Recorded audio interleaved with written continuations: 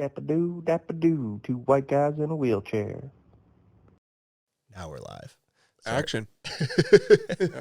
Gianni, how's it going? Good. How you guys doing? Good, good. Thank you for coming on. Thanks for having me. I'm No excited problem. to do this. Like I said, excited but scared. Exactly. Yeah.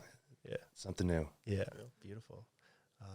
Okay, Eric, you take it away. Yeah, absolutely. You're leading the show on this So- one. G, how's the day been? Day's been good. Yeah. It was busy. Yeah, running around. Yeah. Lots of errands. Started the day with breakfast. That was a shit show. And Yeah. then Do you you don't work on the weekends, hey? no. Monday to Friday guy. So starts tomorrow. Yeah. Grind again. Yeah. Now, I guess for our listeners, we'll kind of give a bit of a debrief on kind of what it is you do and what you're into. For sure. That would be fishing. So, Yeah. do you mind kind of breaking us down what you're up to right now these days? These days, just managing the shop. We're getting ready for our spring orders to come in and just kind of revving up for fishing season. 'Cause Okay. we opened, what was it? It's the second today. So opening day was yesterday Oh, wow. for the fishing season. So Okay. yeah. So what does that look like? Fishing season starting up, like, because I'm like a fairly unexperienced fisher. Like my dad's aunt, she lives up in, or my aunt, my dad's sister, lives up in La Ronge, and they have a little, their place lives on right on Potato Lake, Okay. and not a ton of fish. Like I think there's a bit of like trout, but not a ton. Like a lot of sucker fish. For the listeners, that's in Saskatchewan, right? Yes, yeah, Potato Lake. Okay. Is in- For the non-Saskatchewans, Yeah. there we Yes. go. Yeah. Yes, and Ronge. L'Orange. Yeah. Yeah, so I don't have a ton of experience fishing. So what does like the beginning of the season look like, and how do people get started for The beginning of the season, for some people it's just a day, Yeah. like because we have, so that's like your license season. So you buy it on April 1st, and then it is valid until March 31st. And then when April 1st happens, that's all of the stuff up north. And when I say up north, that's further like Cremona, Yeah. up towards Sundre, all of that stuff. So all of North that of opens. Calgary. Yeah, Yeah. north of Calgary. Yeah, upwards of 3 hours type deal. Okay. But that's if it's open. Yeah. So there's usually like this weekend would have been a lot of driving around, seeing what is open, if there is anything at all. I see. For the non-initiated, where do you check to see if things are open, not open? There would be now you can just go onto Alberta Realm, just on their website, and you can find all their regulations right there. What's REALM stand for? That's a great question. Okay, something. Something law. Okay, I think okay. that's the Yeah. L. Yeah. Okay. That's like the body that.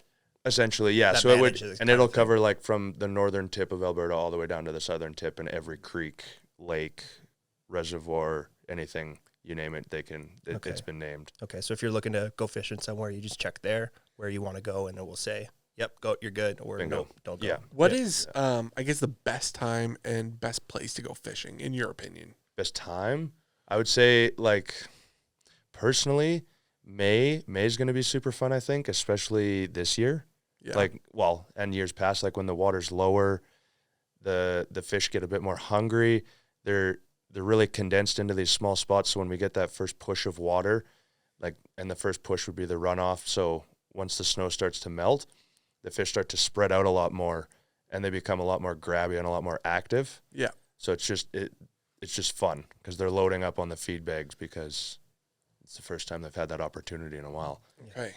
So what are some of the most like common types of fishies that you guys end up catching? I would say, like in Alberta alone, Yeah. on the bow, we're rainbow trout, brown trout, whitefish, suckerfish, and then, depending on where you are, like there's some rivers that go into the Bow River that do have bull trout that reside in them, so then you can sometimes find the bull trout in sections of the Bow, but usually close to the confluences. What's a confluence? Confluence would be where one river meets another. Like you'd have like Okay. a major river with a minor river going into it. I see. So like where the elbow meets the bow. Precisely, yeah. Yeah. Like the most popular one I'd say for bull trout would be like the Highwood, where the Highwood goes into the Bow River, which would be further south of Calgary. Okay. What are some of the fish that give you the best battle? The The best battle? Yeah. Like What- here? Yeah, here. Oof. I mean, I'd say that's all. Like every person's going to give you a completely different Yeah, answer fair. on that one. Like I'd Okay. say for myself, Yeah. Like I'd say again, going with the whole May time for fishing, like throwing streamers, like bigger streamers or wet flies, like that are designed to imitate bait fish. So you're hunting more and you're trying to get that predator instinct. And when they smash that fly, like it is Yeah. pretty cool. I'd say so. Like, and honestly, like species aside, it's just Yeah. like that style is just so fun. Yeah. Yeah, it's Because we went, I can't even remember when we, that it must have been a couple of years ago when we went fishing and I was just passed out. yeah. That was a day. That that was a couple years ago for Yeah, sure. a couple of years ago now. What was the We're- setup? What'd you guys do? Where'd Well, you go? it was kind of tough because, like, I was in my other chair, I'm pretty True. sure, Yeah, and I couldn't get down to like the river. But it was me and Dave. I'm pretty sure that one. I think it was Gianni. Oh yeah, you're right. It was Yen. And yeah, we're gonna have to figure out somewhere to go this year where I can post up and get hopefully close to the river. Mm-hmm. I mean, the huge problem, I mean, for Erik at least, is accessibility to the river. Because I mean, there's not a lot of sections where there's just a sidewalk that goes straight down to it. But So it it's would like- be cool to go fishing. I don't know how I'd be able to manage that, but Is there any like dock spots or anywhere that you could fish off of? Not that come to mind right Not off the, the top. yeah, of not your off the head. top of my head. Like, I mean, there's all the ones within the city, but I mean, like Arbor Lake, stuff like that. But I think those are all private, or at least Oh, okay. membership wise, I think. Okay, but are those stocked? I would say like 9 times out of 10, if there's a body of water, it's stocked with fish. Okay. Yeah. Like, I mean, and whether it's somebody doing it privately on their own pond or the city or the county doing it, like they're all pretty good at that. Okay. are there any big competitions? There's a huge competition world out there. I've been talking to like a couple customers, and there's like a new tactic or a new old tactic, like kind of like the hipster thing right now of Euro nymphing. So it's just a style that was in Spain and Europe before, but it's very competition oriented. So it's like it's based off of numbers. You get a small window of water to fish, and you have a specific time, and Okay. they kind of go through and alternate and What's it called? Euro nymphing. Okay. So just like European style nymphing techniques that they've I see. now put in. What is maybe we can roll back here a bit. So what is Euro nymphing and what is nymphing? Yeah. And what are some of the different kinds of fishing that you'll find in Alberta? Like obviously there's, you can like, okay, this is a real non-fisher dude talking here. Okay. You can bring, like you can cast out, right? There's Yep. fly fishing, Yeah. but I would imagine there's other kinds of stuff in between that. I mean, yeah, like you have your two generals, like terminal tackle, which is like spin fishing. So anything like The rod. like anything when you think of Bass Pro, anything Yeah. associated with that type deal. And then within conventional, like you're gonna have, I don't do a whole lot of it, but like there's spin, then there's bait casting, then there's mooching, flossing, like there's all these different types of strategies and ways to go about it, and like some of those strategies have completely different sets of equipment. So I mean, that stuff alone is like a whole nother ball game. There's a whole like tons of different realms. Hey. Mm-hmm. Yeah. And so for you, what where would you say? Okay, so there's the big umbrella fishing. Yeah. Okay, and then we have like conventional, and then Fly fishing would be, okay. I'd say, the other one. okay, And then I mean from there, like I'd say fly fishing, when you go into the different styles there, it's not really like different equipment, it's just a different technique. So like when you're spin fishing, you're not really doing it like with a scientific approach, I guess you could say. Like you're not worried about like, okay, the fish is here, it's going to be in that spot because it wants the food to come down to it so that it can eat it. And then it's like, oh, by the way, it's July, so there's specific bugs that are hatching. Like none of that happens in the spin fishing stuff. That's kind when of like you cast weight kind of thing. exactly. Yeah, Yeah. See what you get. Exactly. Yeah. Yeah. Yeah. And then it's a bit more. Seems like it's a bit more precision with I would say fly so, it? like in my opinion. But I mean, there's some people you talk to that spin fish and they're on a whole nother ball game too, and their precision is crazy. I don't want to put them down. Yeah, but you're kind of. Oh, can you guys hear me? Yeah. Okay. Your kind of competency is in the fly fish. That's what. Yeah. Okay. So what kind of fishing do you do versus like what can you like in terms of your job? Like what do you consult on? What do you? I mean, we talk at the shop. You have to be prepared for whatever you're gonna get. Like I mean, if you know how to do some spin fishing stuff, that information will be useful because inevitably you're gonna get somebody that comes into our shop, which is just a fly fishing shop, thinking we're just a fishing store, thinking we can help them. So we try to do as much as we can, and then it's guiding them to the next best person to do the right thing. Yeah. Which some people just expect us to understand everything, but sometimes it's just hard to explain it. But yeah, so it's pretty much like it's a fly fishing store, right? It's like not just a fish store where what you're doing. It's like it's for the fly fishermen to come in to find specific stuff that they need or exactly, yeah. Like we have like in fly fishing, you have obviously like there's all the fishing equipment, and then you have instead of lures, we have our flies, and that'll cover, like I was saying, with all sorts of bugs, it'll cover their full life cycle. So we'll have we've got wet flies and dry flies, and then in the wet flies there's bait fish like I was talking about, and then we've got nymphs and emergers, and that's just like basically talking about like the baby to like the preteen to the adult. Yeah. And is it so based on the fly, is it based on what it looks like or what it's trying to like, cuz it kind of tries to like pretend it's like a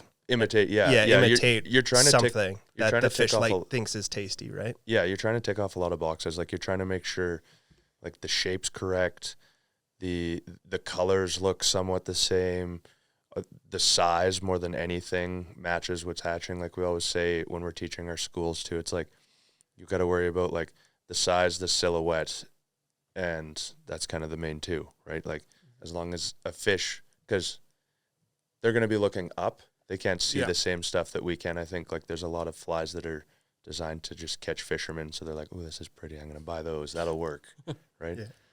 But it's you got to think about what the fish is seeing. Exactly, yeah. So sometimes people get really locked into like, no, it has to be this. But you're like, well, it can be that, but we have like 5 other variations that you could try that'll be better. Yeah. And I can be like, an employee was out this week and he caught it on this one. So that's like the part of it too, where it's like we have our job, but then even when we're going fishing, we got to continue to do that research so that we can then help people more with the flies again. Yeah, but kind of know the product a bit. Yeah. So if someone was to start out like, completely green and they want to, start fishing, where would you maybe recommend them to go? And like what sort of direction? Like for fishing locations? Starting out, like if they want to pick up, fishing and they want to, they're interested in the Alberta Calgary scene for it. What do you recommend somewhere to go and how to go about it? Yeah, or who to talk to. I mean, I'd say any of our fly shops in the city are going to be good. Like, I'd say go to your closest fly shop. Obviously, pick the shop I work at. Yes, if you can. Obviously. Yeah. But I mean, anybody should be able to help you. Like, and that's the thing too. Is like when you go into a fly shop, it's not like when you're going into Walmart. You're like these people. We haven't just applied just as a job. Like everybody in the shop fishes, they tie flies, so they're all knowledgeable.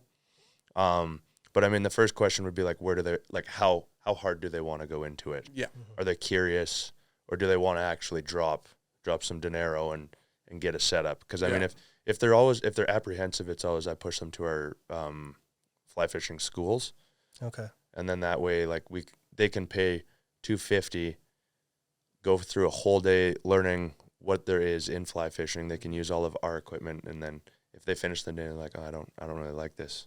So what does they're not in the hole. Yeah, What would the school look like exactly, or like the how does that go? It's a huge day. It's a big day. It's a full day. So we'll meet out in Cochrane at about like 8, and then we'll wrangle up everybody by about 8:15, 8:30. And we head out to the school, and the first half of the day is like book learning. So we try to tell people everything we can. Like it's a Yeah. lot of verbal diarrhea about everything A to Z in fly fishing. Like, Yeah. There's a lot to know. yeah. And we just try to do as much as we can. I mean, we give everybody a textbook too. So if we You can breeze go home over and read something, about it as well, exactly. too. Yeah. You can study it up. You've got quick notes.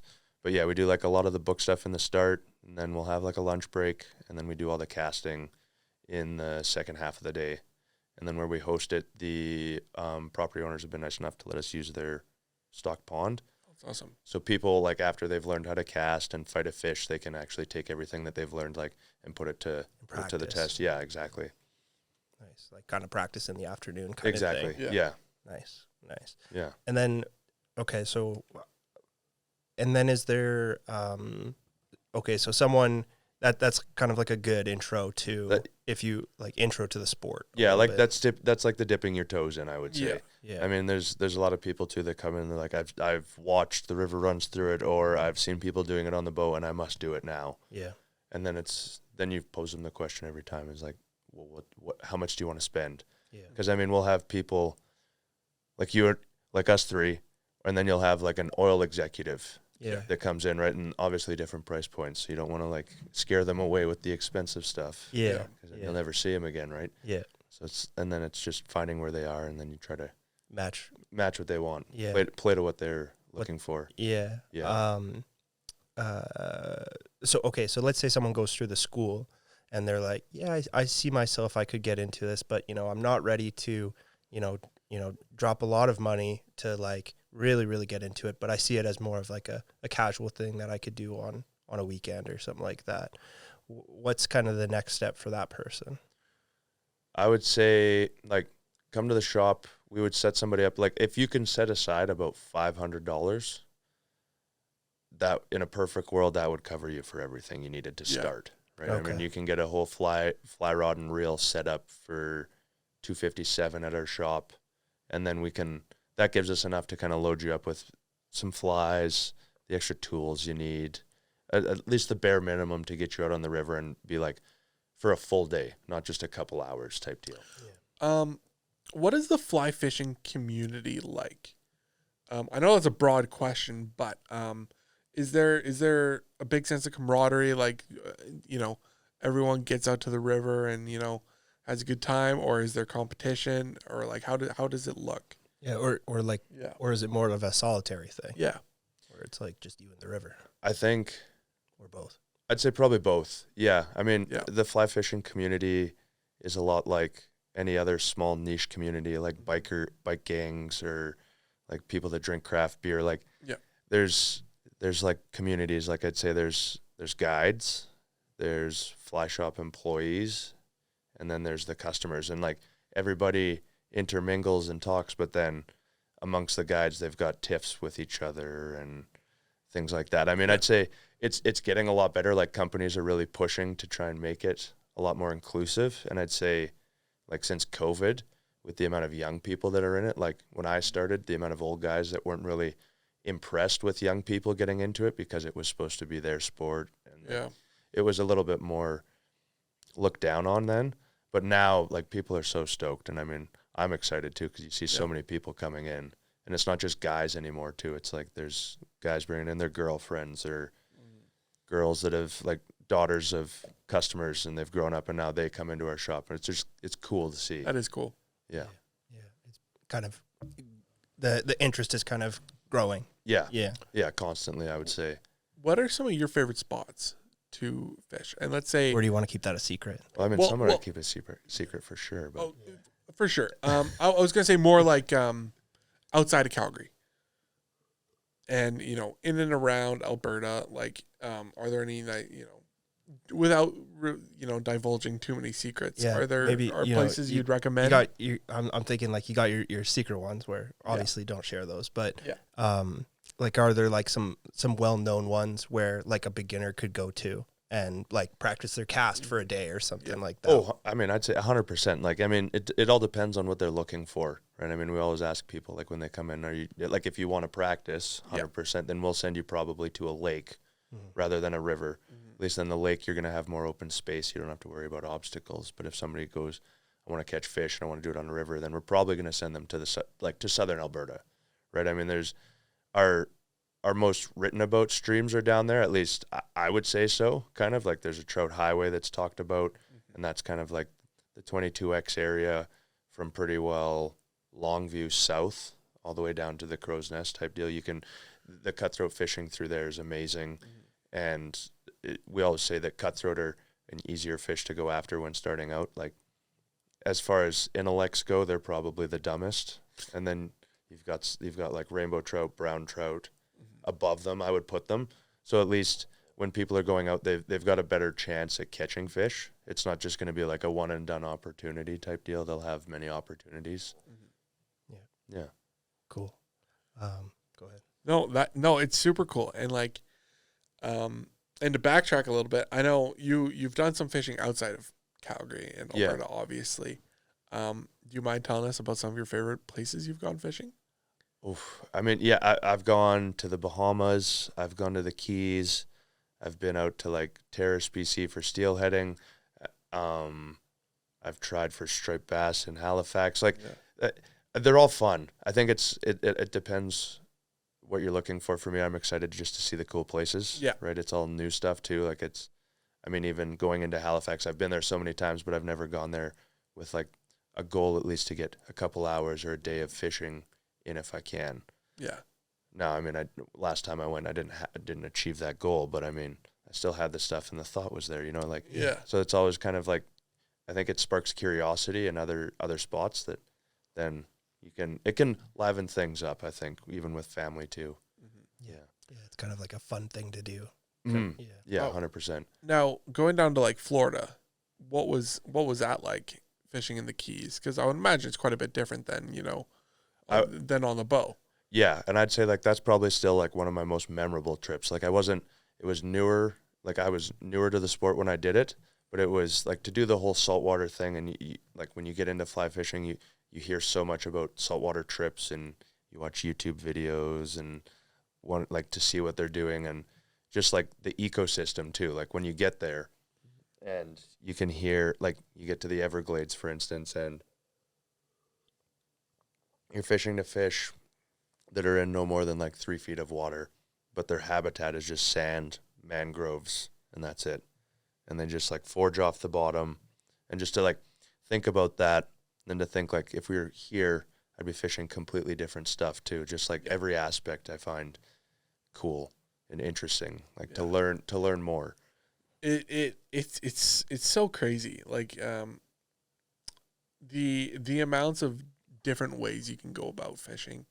To me, like as an outsider, it's super. Like for example, I was on Instagram just scrolling through the feed, and I saw this guy, and he must have been I don't know where, but he was just sticking his arm in this hole, in some pond, and he ends up, it looks like he's trying to grab something, just moving his arm around a little bit. He pulls it out, and he has like a 10-foot long, something like that, catfish. Yeah, and it was just crazy. But like there's that type of stuff, and then there's the deep sea stuff where the I don't know if that's like fishing for marlins and stuff like that. Marlin, tuna. Yeah, crazy though, and it just seems like there's like the amounts of different ways you can go about fishing. It seems super cool and super diverse. Yeah, it can definitely. I find that probably it's a bit intimidating to the outside person as well. Yeah, too. for sure. But I think that's the thing is like you don't have to bite off the whole thing all at once. Like almost like you were saying, it's like just go out there and then you learn a little bit, and then you take what you learn there, and then you keep coming at it, and then you're gonna learn something every time you go out. Exactly, and I mean it all depends on how much you want to do. Like I mean, you think about it. How often do people go to Mexico on family trips and they go on a fishing day? Like it's just something fun to do too, right? I think in that sense, that's where like the spin fishing so much cooler. Like you can get a group together, you can get the boys together, go on a fishing trip, like and then you can have a fun time. Like and it's not just the fishing; it's like all your other stuff that you can get all into. the social part about it as well. Exactly. Yeah. Do you have a memorable battle with a fish that you can recall for us? A little story? Like I would say so, 100%. Yeah.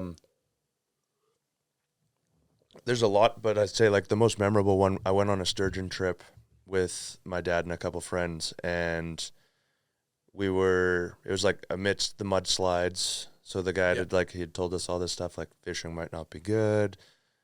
The salmon aren't running, so the sturgeon aren't going to be eating as many of the salmon eggs, so they're not going to. Whereabouts in the world is This would be, this have been? so we were in the Thompson Valley in Lillooet, so BC. Okay. Yep. Yeah. And yeah, so like a lot of things were lining up for us to not have good luck. And then we ended up hooking one fish. My dad's friend caught it, and it was like an 8-foot sturgeon, but it took like 3 of us. Everyone on the boat. Yeah, everyone on the boat, like swapping out every 20 minutes. Yeah. The captain's like driving the boat back down the river, like 3 kilometers is how far it took us down the river, like with this jet boat. So it's not like, and then you're still fighting it with this huge rod. And then to finally catch it, and it's just like this huge rejoice, and it was fun. That's cool. Yeah. Because those things they're like dinosaurs. Mm-hmm. And they're freaking huge. Massive. How big can they get? Like, I think the guide was saying, as far as people have talked about, like, I think it's the 11-foot range, like 11 to 12 feet, but like, it's insane. Yeah. Well, I was gonna say 8 feet that's a big one. That's huge. Oh, he said, I think when they get even up to like 4 feet, it's like 100 years old. Would that have been a saltwater or a freshwater? It would be a saltwater. Like they would go down into the ocean. Like, and he said like they might be in the Thompson Valley right now, but like there's been ones because every time you catch a fish, because they're protected, you have to scan it for a GPS. And it's like so then they can track all of its movements. But if they haven't tracked it, you put in a new tracker. But they've tracked ones that have been all the way up to like Lillooet, and then they've gone all the way back over to Halifax, and then they've gone all the way back down. Oh, wow. Yeah.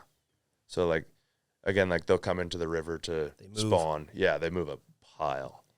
Yeah. That's crazy. Is there any type of fishing that you haven't done that you'd want to do? There's a bunch. I mean, I have a list. Like probably I want to go to Mexico. I want to catch tuna. I want to catch marlin. I want to catch rooster fish. I think it's just like the goal is just like ticking off all of those boxes. Like I don't know if there's like one certain thing. One certain thing. It's just like getting them all. Yeah, like the Pokemon strategy. Gotta catch them all. Yeah, exactly. I was also on YouTube and I saw this guy fishing for sharks off the beach, and that looked like a crazy workout because they got you like hooked up to this whole harness situation and then like a mount in the sand. Mm-hmm. And usually I don't know what the type of sharks that they go for, but it was a big shark. I don't know what they go for either, but I've seen it. Like that stuff, the beach stuff is super cool. There's this guy in San Diego that does, I think it's black tip. I could be wrong. Mm-hmm. But you can fish, or it's mako sharks, pardon me. Yeah. You can do it on the fly, and like you can see these fish, and like they'll jump 6 feet in the air, and like do like 2 somersaults, and then slam back in, and then you can fight it even longer. Yeah, the makos are the smaller sharks, right? I think so. Yeah. But like you're pretty saying spicy. But you're saying this you can fly fish a shark. Yeah. Wow. Yeah. I gotta look this guy up. That's sick. Yeah. I mean, like I think, like there's people that I think every time they hear like, oh, you caught that on that. Okay, well, I want to try it on a fly rod. Like there's always that one person that wants to try and do everything that somebody's done on a spin fishing rod. On a fly. Yeah. Which isn't always achievable. Sometimes it can happen though. Yeah, but it's about the challenge. Yeah, exactly. It's all about the chase. Yeah. Do you have like a most proud fishing moment from, Alberta, Calgary area? Like one big fish that you're just like, oh, look at this bad boy. I'd say like not in the past couple of years. I think the last fish I had was like 4 or 5 years ago, where like I caught a like 32-inch bull trout, and I was beyond stoked about that. And still am stoked about it. Like it's a nice on the fly. You probably have a on the picture fly, of that, hey? Yes. Okay, you'll have to show us that after. 100%. Okay. Yeah. Beauty. Yeah, because how much would that weigh? Like, well, yeah, like ballpark. 10 pounds maybe. That's a big fish. Like it's one of those ones. Like I mean, there's a lot of the time where you're netting a fish and you can just net it with one hand, and that was one where like when we netted it, you had to hold it with both hands. Like it was, yeah. That holy shit moment. Yeah. Like oh my god, look at the size of this thing. Fuck Yeah. Do you ever go ice fishing? No. What are your thoughts on ice fishing? I went with a buddy once and I found it awfully boring. Yeah. It's a lot of like, not a lot. I mean, there's people I know that know how to do it, and maybe it could have just been my friend and I being rookies to the whole situation, but I was so bored. And it's like you did a whole 8 hours and all you did was like, you're in a cubicle like 4 times as small as this place. And you're just a small room, you and your buddy. And did you catch anything? No. Made it even worse. Didn't have no beer. wins, 0 wins. No good food. Just our company. Yeah. Work on the conversation. I was watching a video with this guy who was ice fishing, and he had like a thermal camera, and he was looking through the ice and trying to see the fish and trying to bait them, and kind of it looked kind of interesting, but it looked like it'd be quite the process, and to have a thermal camera might be a little expensive. Some of the setups are crazy. Yeah, they are, and I mean, like, but again, it all depends on like what you want to go into, right? Exactly. Like, I mean, the radars. Like, if you get a fish finder, I'd say it's kind of lights out.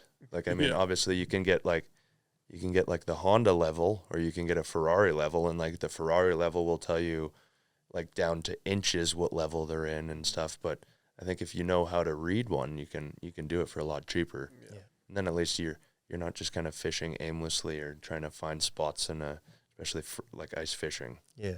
There's a challenge. Associated with it. Yeah. I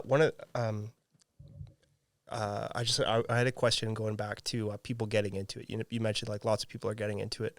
What are some of the challenges that pop up with like a lot more people coming on? And you say like, I know like for every fisherman they have their spot, right, where they don't really want to give it up, right?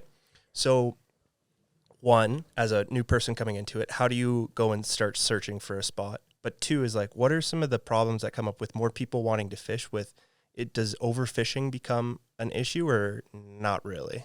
I would say, okay, first with finding the spots, like we have a lot of people, they'll come in and they'll be like, well, where do we go? And sometimes you can tell, like the Bow and like the big rivers, I'd say like there's no secrets. You can tell somebody, okay, you can go down to Douglasdale, go to Carburn, like all these spots that some person might not have heard before and think it's secret, but then they go and they're like, okay, well, I've been there. It's no here. Yeah, exactly. So, I mean, like truly without even being mean, like what we say, it is like, just like find that blue line and find where a black line connects. And like, if you can get there, at least do that. And I mean, from there, it's like, if you hear like, what do you call those areas again? They're, where rivers confluence. Okay. Yeah. But I mean, even from that, it's like the blue line, like talking in maps, I guess I should say, right? Yeah. So it's like the blue line are rivers. People. Yes. Yeah. Black lines, roads, right? Yeah. So easiest would be that, like, and then you can kind of like sometimes like, cause that's when people start kind of trying to pick away the secret spots. And you're like, well, I can't give you that spot exactly, but if you go towards Sundry, like let's say, go that way, find a river that intersects with a road, you'll find like brown trout. Mm-hmm. So you can kind of do it that way. And then you can kind of feel people out, right? I mean, and then you get people that are in regularly and they'll be like, oh, have you tried this spot? No, I haven't. Or like, I want to try something new. Okay, I can trust you that if I tell you, Raiden, that you can go to this spot, you won't tell other people. Mm-hmm. Right? There's still a lot of that, as corny as it sounds, like the Frenchman's rule. Like, if somebody takes you to their river spot, you don't go take all 10 of your friends to that same river spot. Like, you go through the person to see if you can. An honor system of sorts kind of thing. Yeah. Cool. Yeah. So I guess, keep going. Yeah. And then, that's pretty much it. And then you get the people that are like, oh, I'm fishing at Notelli Creek. And you're like, okay, you don't have to be such an asshole or like condescending. The Puritans. Yeah. And you're like, okay, it is kind of funny, but then it's like I've been working in a fly shop for like 8.5 years. You're like, okay, I have heard that joke a lot of times. Kind of like the elevator guy that hears the up and down business one. Yeah. It comes with the territory. Yeah. Right. Yeah. And then what was the second question again? Oh, the second question was just with a lot more people finding interest in the sport, like kind of, is there any problems with overfishing that bump up, and how to kind of Combat that. how to combat that, and like for someone coming in, what should they kind of know about that as well too? I think it's just like morals more than anything. Like we try to teach people ethics in the shop of like just like the biggest things are going to get overfished, right? I mean, you're going to hear, and it's kind of our responsibility, I think, if we hear that lots of people keep going to the Elbow River in one specific spot, like we've heard 5 people or 10 people sometimes, then and it's like, okay, somebody's like, have you tried that spot? Like, no. And then sometimes you just straight up lie, like, no, I haven't been there, but you should try this spot because I think it would be better. So you just kind of like, we try to kind of spread people out if you can. Yeah. Or it's like, if it's special to you, you're going to tell people don't go there too. Like I'll be protective of spots. I'll try to keep a poker face if I can, but if somebody knows, then it's like, yeah, okay, just like go easy because that needs to be kept special. Yeah. The bow versus the elbow. What do those two rivers like? What do they both have to offer, and maybe what's different about both of them? The biggest difference I would say is the elbow has the dam. So it's cut off that population because initially, like way, way, way back in the day, before there were any dams on the elbow, the Bow River was a cutthroat stream. And since they put in those dams, the cutthroat are no longer in the Bow River. What do you mean by cutthroat? It's a type of fish. Okay, yeah. Okay. Yeah, so one of the species is trout. So and that do better in a habitat of freestone rather than, and freestone being like colder, less algae, like stuff not as slow and warm as the Bow River is, for instance, which has also been screwed up because of the dams. Right? So I would say that's the biggest change. The biggest difference is cutthroat, no cutthroat in the Bow. And then from there, like the populations that are in the Elbow, although it is like a very well-known river, I wouldn't say that the populations are outstanding. Yeah. So you get a lot of people that, especially if they're numbers people, it's an instant deterrent. They'll try it, but if they don't succeed, they won't go back. Yeah. And I'd say like that's again going back to like sharing the rivers and stuff. You can kind of, you see these people, you see an angler's lifespan, right? Like they go from wanting to catch a lot of fish to catching a big fish to catching a fish on a specific fly, and then like it all kind of, it's like goes, the maturity of an angler, kind of thing. Yeah. And by angler, that's like for a fisherman, right? Yeah. Someone who fishes. Exactly. Okay. Yeah. The more in the know term. Yeah. Yeah. Cool. Go ahead. Yeah, it's because I, when I'm, driving around, the city, I don't know, for me, typically, I see a lot of people in the Bow. Do you think, is the Bow a lot more popular than the Elbow? I would say so, and I think that's like more than anything the reason that people fish the Bow over the Elbow is like, and it's in the Bow's heyday, we were a blue ribbon stream, so we were, I think it stands for like 2,500 fish per river mile. Oh, wow. And we were top 25 in the world for it. Now, I don't know if we still have that blue ribbon status, but that's kind of what created this name. Like we're written about in a lot of books. Yeah, that's what I was telling Erik is like I've heard from multiple people that Calgary is a bit of a destination. The Bow is a destination river. 100%. And so so you mentioned that maybe that stat's not there anymore. What are kind of some of the things that have occurred to make it, like what are some things that have popped up that maybe? I would say, okay, going back to the overfishing thing, I'd say there's the increased population and the increased interest, I don't think has helped. Yeah. There's a huge argument with hooks, whether they should be barbed or not barbed and how much damage that does to a fish. So, I mean, you could go just to that alone. You could go to like undereducated people, just like poor fish handling. Yeah, I'm just gonna buy a rod and go out kind of thing. Exactly. Yeah, like I mean, like you go to Canadian Tire, you get the Len Thompson, and it's got a treble hook on it. Like the moment we hear treble hook, we tell people go to one hook.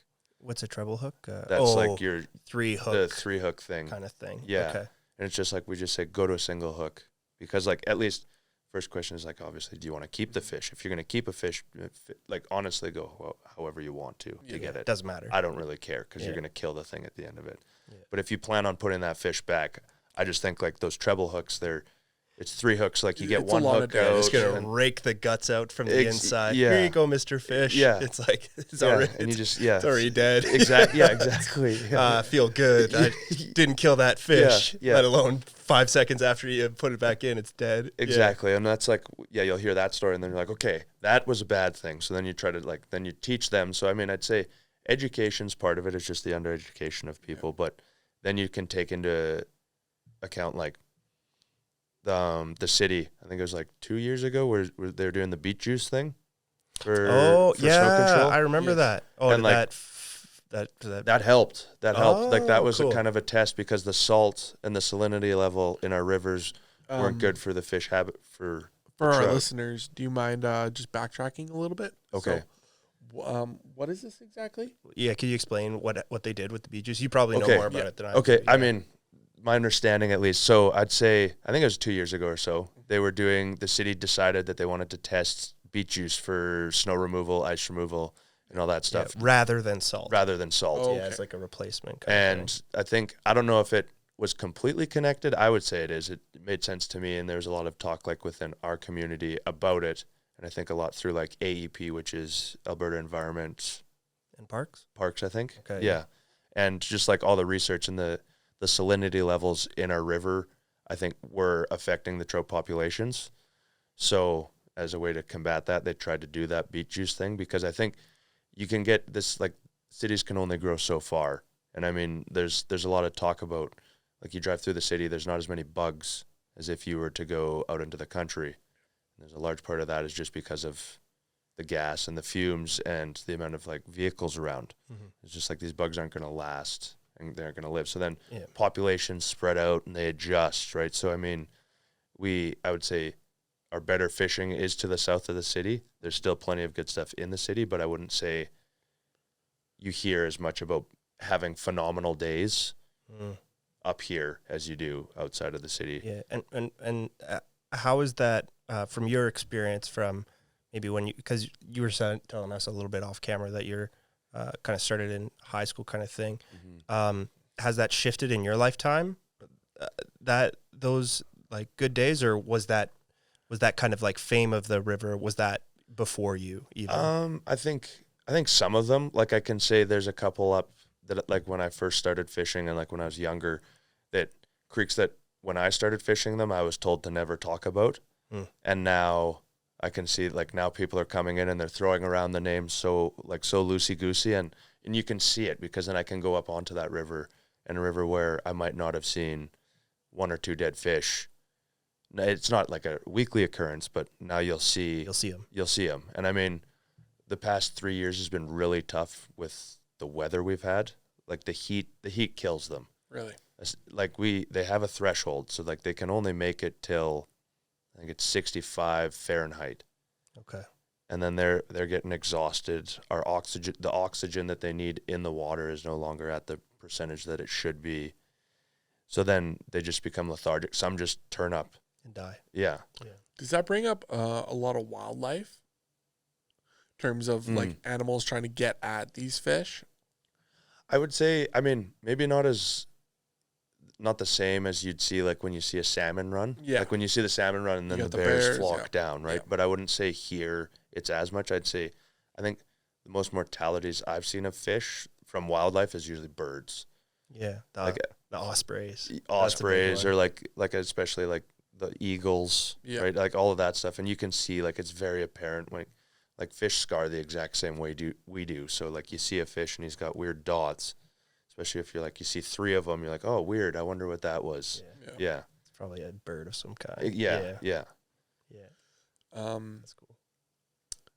This is going back to the wildlife thing. When you're out fishing, are there things you have to be careful about in terms of wildlife and stuff like that?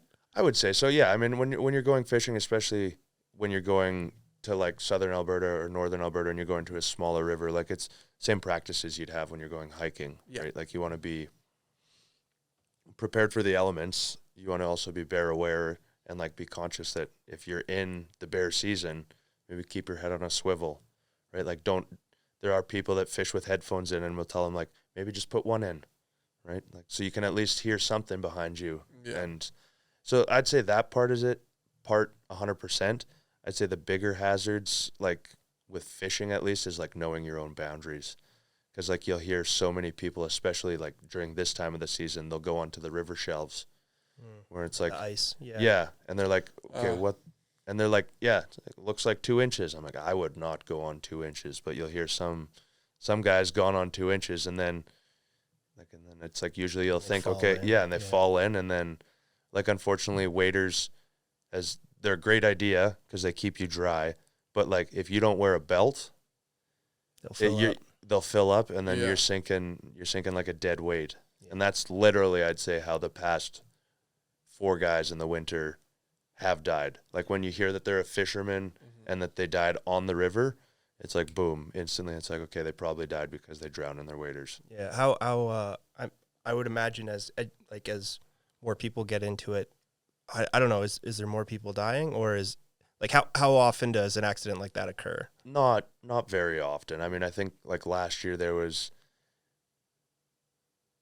one I can remember. Like he was on global news, like they were talking about it on the news and big deal kind of thing. But I don't some years it's more you hear about the grizzly attacks and like you hear about the bear attacks within the community, and then I think that just you pass that on to other people. Like, okay, you might not be seeing the bear on your river, but there was somebody that was attacked in that area on a hike. Yeah, so be careful. Yeah, kind of thing. Interesting. Is there any same with, I guess, cougars, mountain lions kind of thing? Are mountain lions, are they around rivers? I've heard of them up north, like north of Calgary, but I mean I've never seen them myself. I've ran into a couple guys that have told me stories of seeing them, but I mean I think they're one of those ones too where it's like they usually see you before you see them. Terrifying. Yeah. Yeah. Yeah. No, my uncle, he's like he's got a good story with a cougar but that was when he was like 19 or something like that. So, but I don't want to butcher it too much. Well, okay. Yeah. Those stories are always pretty badass though. Yeah. They're pretty freaky. Yeah. Be a freaky thing. I have a buddy who lives on Vic, and one of his friends, he has a pretty crazy schedule, but he's a big runner, but he runs in the evening. He won't run after like 7:30 because he's scared of cougars on the island. Really? Yeah, because he likes to go in the paths in the woods and stuff. But there's been a few sunset baby. That's when they get you. Yeah, kill you, bring you into the woods. Yeah, crazy animals. I saw a video of one running past a lady the other day, just on like a trail. Mountain lion, or a mountain lion. She was just like filming, just on a hike, and then like one just bolted, literally like from me to you, just like right beside her, just took off, and it looked like she was like, "Oh, that's so cool! Like this is crazy." Like you're lucky to be alive. Yeah, I think that's one of those things. Like the bears, they get like a lot, most of the hype and the talk, but it's like, yo, man, those things, the cougars they'll fucking kill you. Yeah, don't forget about those cats. Yeah. Well, did you guys hear about the guy that had to kill one? Like he fought this thing to the death. Was that in Montana or something? I think he was in BC. A mountain lion. Yeah, a mountain lion. Yeah. He was on a hike, and it attacked him, and he had to like choke it out. I'm not kidding. Imagine the rush. It was all over the news, and he was all scarred up and pumped full of adrenaline in a situation like that. I don't. Yeah. Have you ever had like any bear encounter? Have you had any bear encounters? Yeah. Open question for the floor. I had one. Like on the highway, I've seen a ton, and I've seen guys like get out of the cars, take pictures. I'm like, you're gonna fucking die. Like, but no, I've never had like an up close encounter with a bear. I have with a skunk. Skunk. Oh yeah, that's pretty high stakes too. Those are almost scarier. And I was in the chair at that time, and I was like, I'm so fucked. Yeah. If you die by a bear, it's like kind of, oh man, that's a way to go. That's kind of you have like this legend back. You get sprayed by a skunk, people avoid you. And it sticks with you. Yeah, Yeah. it's like, oh, there's that You guy that need got the sprayed by that tomato skunk juice. that one time. Yeah, He still smells. yeah. Yeah, the social pressure. Yeah, Yeah, social but, damage a skunk can play is. Yeah, but no Maybe more cougar or devastating. bear stories for me. What about you, G? I got one bear one. That was when I was fishing in BC. But, like, other than that, that's about it. But it was a scary one. Yeah, Well, I take us wouldn't through say it. scary. It was Yeah. more eerie. Well, Like- what was going on? So I was fishing with my boss. We were fishing a run on a river, and we were just I was fishing down, and it was like one of those areas where there is bears, right? Like every day we went out, we had bear spray, we Yeah. had bear bangers. Some of the fishing guides out there carry shotguns, right? It's just all like you got to be cautious. Safety. Exactly, yeah. So we were just fishing, and like you hear a couple cracks. I didn't really think anything of it, and then I hear a couple more. So it's And just then- the forest. Yeah. And then I look behind. I'm like, oh wow, oh that's a bear. And it's like a grizzly or a black bear. black bear. Yeah. Like probably like 20 feet away. Yeah. Okay. Like I'm in the river, and it's like 10 Was feet he- up on the was- bank. Was he a big guy or? I mean, I think when it's that close, it's like it's big enough. Yeah, fair enough. I'm no and- longer comfortable. Yeah, I was Yeah. definitely uncomfortable, and I just started stepping further into the river, Yeah. in the river, and then I didn't have bear bangers on me, so I'm like trying to casually yell my boss's name down the river, like yeah, Mike, There's a bear. yeah, and then finally he looks back and he's like, oh shit, Yeah. so like we fired off one bear banger, right at it, just looks at us, keeps Yeah, it doesn't care. ignores us, Yeah. yeah, do What another is- one. What is the saying with the three bears? It's like if it's brown, lie down. If it's black, run back, or if it's white, good night. Something like that. Because the polar bears are The polar bear will fucking. You're done for, man. Yeah, I like thing will that. fucking I've kill never you. heard that. it's some sort of riddle like that. But yeah, the polar bears are that's a different beast. Yeah. Yeah. Biggest land predator, weighs like a ton, or something, or give or take. Yeah. If it wants to kill you, it will kill you. Yeah. Okay, and so you fired it off Yeah. at the bear banger, and then didn't really care. Didn't really care, and fired off another one, and it kind of like looked up, started like sauntering away, and then it was kind of like, okay, like a we'll slow. reel up, Yeah. and we'll like the moment it disappears, we'll just get the fuck out of there as quick as we can, Yeah. and that's what we did. And it was like, get to the truck, like don't even take off your waders, don't break Yeah. down your rod, just like throw it in the truck, like we'll take the Yeah, shit, we'll we'll take it do apart that later down later, the road. yeah. Yeah, exactly. Yeah. Yeah, crazy. but other than that, that's it. What about you? Yeah. I actually got a good one. Well, it was scary, but it's a good story. So my cousin, he's a big fisherman. He lives down in Minnesota right now. So I don't know if he fly fishes, but I think he just you call it reeling or reel Spin fishing. spin fishing. Yeah, Yeah. that's the word. I think he just spin fishes, but he grew up in Canmore, so he would always do like lake fishing up there, like growing up and everything. And so he took me out. This was probably 2 or 3 years ago now on opening day, so it would have been around this time. Actually, no, it wasn't opening day because it was up in lake like lake fishing somewhere. I'm not going to say what it is because he told me it's exactly like that. It's like just you could tell it was exactly like that. Like what did you call it? Like the Frenchman's rule. Frenchman's rule, where it's Yeah. like, all right, yeah, you can say it, but just like, all right, everyone who I've ever known on this podcast is here. And then Yeah. it's like, so he asked me to so we went up to a lake kind of in the mountains somewhere, right? And it was a really nice hike. So it's a nice hike, like kind of like 4 hours in, that's not true. It was like kind of like 2.5 hour, 3 hour hike in kind of thing. Same thing back. And we get this fishing stuff. So it was him, his wife, his friend, and his friend's wife, and then me. I was the tag along fifth wheel guy. Nice. And so we brought. He had a bunch of fishing stuff. I had just like pretty much like a Canadian Tire rod kind of set up. I didn't have the 3 things. I can't remember if it was barbed or not. I think it was not barbed. Hopefully, yeah. So we go and we kind of like set our stuff down, and then we're just kind of we got I think I just was wearing shorts, so he had waders and I didn't have any waders, so I just took my shoes off, kind of stuck my ankles in, and we're fishing, and it was like a full day thing. It was like really awesome, and we get about an hour and a half in, and we're kind of doing the same thing where it's like kind of like you're casting, and then you kind of like move a little bit down to see where the fish are biting. And there's a lot of fish biting, so it was awesome. So we were getting lots of catches, and we were just doing catch and release. We had like the Leathermans pull the thing, the hook out kind of thing.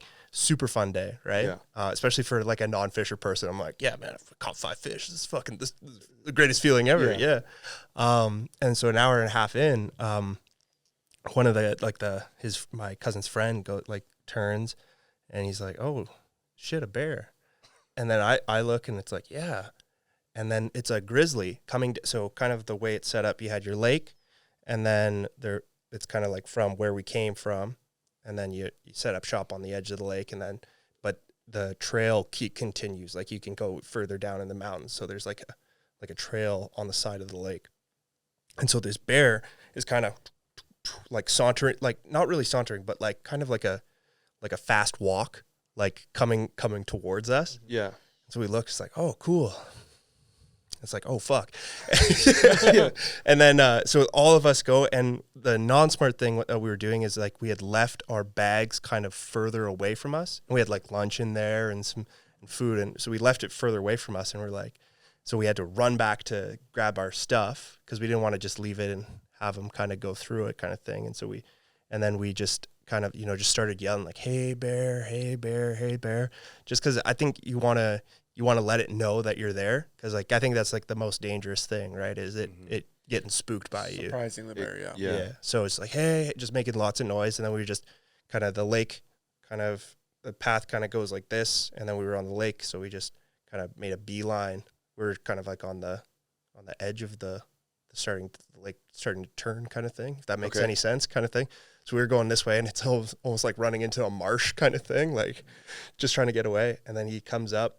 And just like making lots of noise, and then kind of right in the path, and then there's like the mountain, and so like the ascent, and then just kind of like right around where our bags would have been, he like turns and just starts walking up the mountain.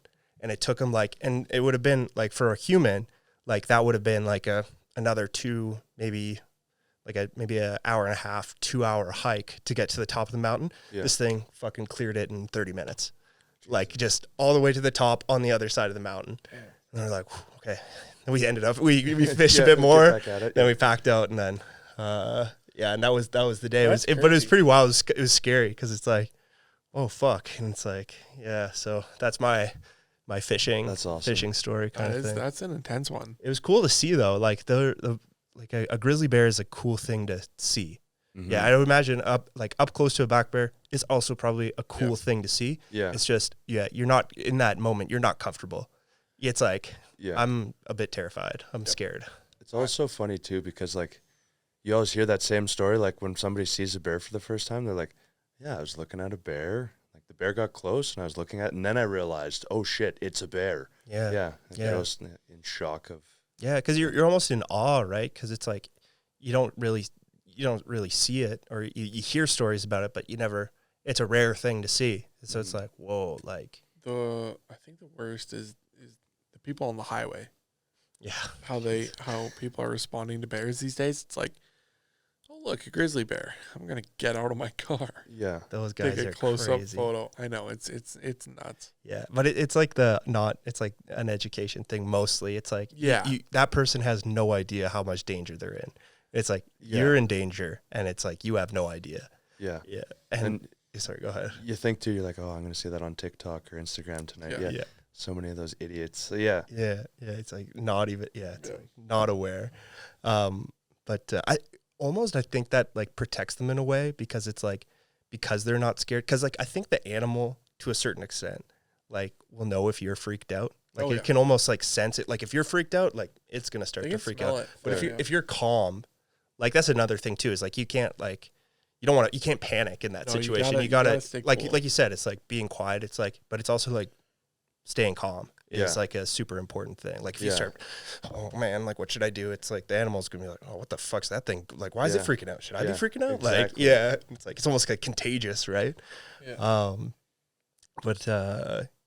So fuck, I forget what I was gonna say. Oh yeah, for the people who go and do that thing, it's like they're all just happy. Yeah, I'm gonna get this picture of this thing. So maybe the animal's like, all right, that thing's just chilling. Like, yeah. But then I think they're also kind of like humans are like kind of like a freaky thing, like intimidating thing to most. I think. Foreign.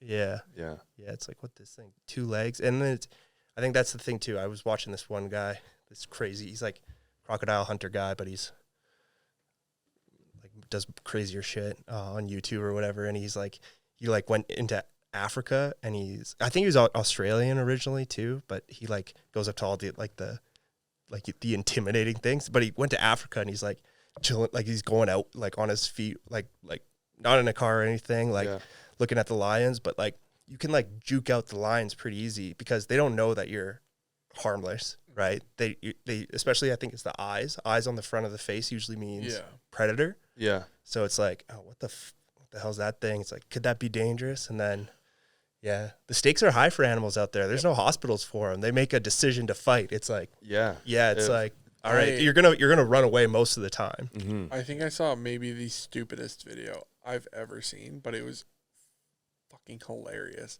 It was this 2 guys dressed up in a zebra costume, and they got out of their safari car and were like on the Serengeti, just like playing around with the other zebras, and the lion like jumped on one of them and took like this like foam head, and like it wasn't their head obviously, but like So they survived. They survived, but it was like a prank video, like, oh, gotcha, lion. Not actually a real zebra. Yeah. Let's prank the lion. Yeah, gotcha. Yeah, he'll know. Yeah, and then when he actually trades it, dude, it's a prank. Chill, bro. Yeah, it's fine. I just wanted to add one more that when about people like going out of their cars. I remember that's a vivid memory of mine. It was like we were I think near Banff or something like that, and there was a big caribou on the side of the road, and there was a dude like from like me to the wall behind you, like, I don't know, like 10 feet away, just like out of his car, like taking pictures of it. And I remember like I was in the car with my parents, and I was pretty young, and they're just like, that is so stupid. A statistic. Yeah. It's the bison too. People will like, oh yeah, the bison. Try petting a bison. I've seen that a lot. Yeah, I don't think I've There's seen a lot of one tourists in the wild. Because I think there's some down in Southern Alberta. I know there are some wild farms, bison. yeah. And there's lots of farms. Yeah, Maybe it was like an elk or something. I can't really remember, but yeah. Oh, in Yellowstone though, there's bison that Yeah. people will go up Right. to and get. I'm pretty sure it's common that someone gets fucked Yeah. up every year. yeah.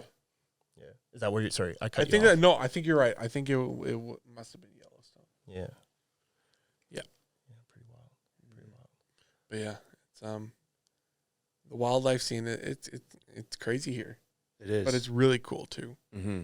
Like I don't know. We were talking about zoos earlier, and all the conservation stuff that they do Mm-hmm. in Calgary and in Canada. It's impressive what they do. It's really cool. Mm-hmm. I think they get a lot of hate for like being a zoo and having They do. animals They in get captivity. tons. But like, I always think like I have one friend and his wife works at the zoo, and like you hear, she's the foremost expert in North America for prairie dogs.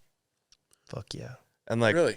you hear the study. We're getting her on for sure. Yeah. Yeah, Dude, yeah. You got to make that she is intro a for cool, us. I will yeah. make that. She's a cool lady. Yeah. But like you hear about that and like the stuff like she's driven, like she'll go out to Ontario and like that stuff's never talked about when you go to the zoo. It's like we're doing this for conservation, but they don't ever outline. I think that if they outline some of the stuff that people actually do, Yeah. They'd get for sure, because like when Because it's wild, some of the stuff. It's crazy. it is. we went last summer, and I was having a debate with who we went with, and I was like, no, 100%. It's like they do a ton of conservation there, and they reintegrate animals back into the wild, and I can't remember who I was with, but they're like, there's no way, like it's all for money, blah blah blah blah blah.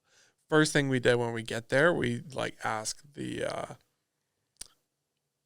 like someone who works there, someone who information works there, person, yeah. and then she was like, "Oh yeah, like we do a ton of conservation. There's a ton of these programs for each different species, and here's how it works." And I was like, Yeah. looked at my friend, I was like, "I knew it, motherfucker." Yeah. Yeah. That it'd be interesting, like how it works, because I think they do fundraising, but I think like a lot of the stuff, like the business side of it, of like people coming in to watch, is like, it's like, one, it's educational, so people know that there's like these crazy weird looking things out there, and two, it's like that like theoretically selling tickets to that can fund the protection of them in the wild. Because if there's no protection for it, then they don't get protected. It's like, if people don't know, then it's like, all right, bulldoze, exactly, kind of thing. There's so a real life Avatar situation going on. Exactly. Yeah. We need more unobtainium. Yeah. That tree, knock it down. Fuck that tree. It's ridiculous. Like name for a for a mineral, unobtainium. We need it. It's unobtainable anywhere else. But I'm so big advocate for zoos. Mm-hmm. Me too. Yeah. There's good players, bad players everywhere. So right. I'm sure there's not that great ones, but Calgary's doing it pretty well. Yeah. Exactly. Yeah. The good ones, not the bad ones. Yeah. Joe Exotic, no. Yeah. Calgary Zoo, yes. Yeah.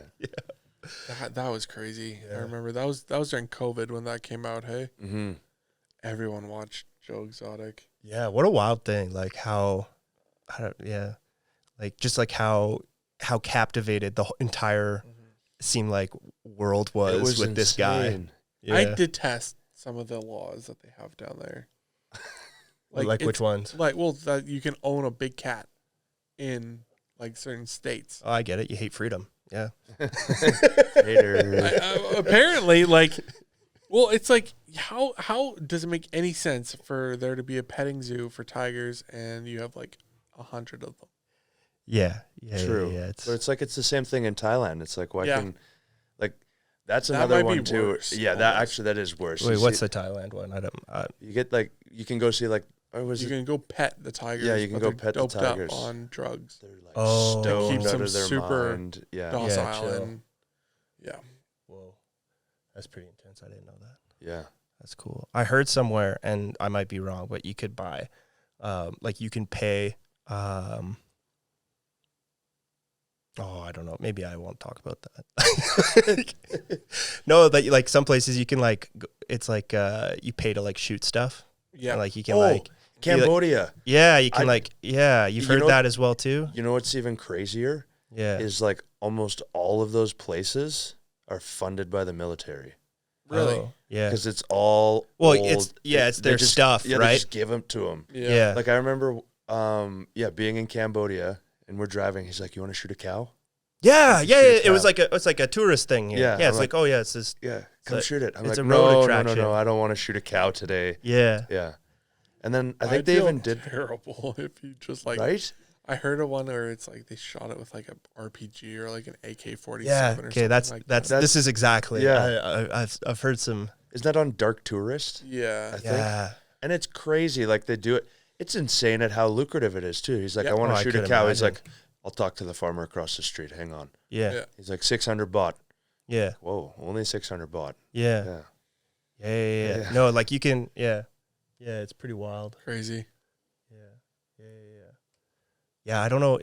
I'm sure you can do that with like exotic animals, but it's just a premium that's associated with it. Yeah. Well, like, dude, I think you hear like like when you're hunting in Africa. Yeah. I think that's where a lot of this, like, there's a lot of gray areas there. There's like, Well, it's interesting. I spent some time in Botswana. Okay. And for them, there was actually for poachers, there was a shoot on sight policy so it's like all game was protected. But then if you go across the border to Namibia, it's like it's an industry, right? It's like you pay you pay some premium to shoot something or go out and hunt kind of thing. But then, it's like for that one that you killed, it's like you're going to save like 1,000, maybe right? Because it's like the amount of like population control. Population control, but it's also like a way of like funding conservation where it's like, there's some demand to like go out and hunt these creatures because they're rare. Right. And then, so it's like, okay, like let's use that kind of like market to fund like protecting some of this stuff. So I don't know. It's like different approaches to conservation kind of thing. Yeah. And then I think those, like you're saying, the poachers, Yeah. They screw a lot of things up, like, because then you get those guys like that are all in. like, oh, I'm doing a guiding thing, but Yeah. Yeah. it's like, I don't But know. not if they're- really. Yeah, but not, yeah, exactly. Yeah. Same, but different type deal. Yeah. That's interesting. What's the, speaking of guiding, like what's the guide, like fishing guides in here? Like if people wanted to go out, because I think that's like one of the coolest things is what, like for me, whenever like we talk about tourism or like going out or even, but like going to do something with someone who really knows their shit is like an awesome way of doing something. It is super cool, and it's like, it's mind blowing. Yeah, I and remember, you learn so much more when it's like you go with someone who's like knowledgeable on it, because it's like you're doing it, but then the person's like giving you tips. It's like, and then, also, did you know this about the fish? And like at this time of the season, like this is important. These are some things to consider about.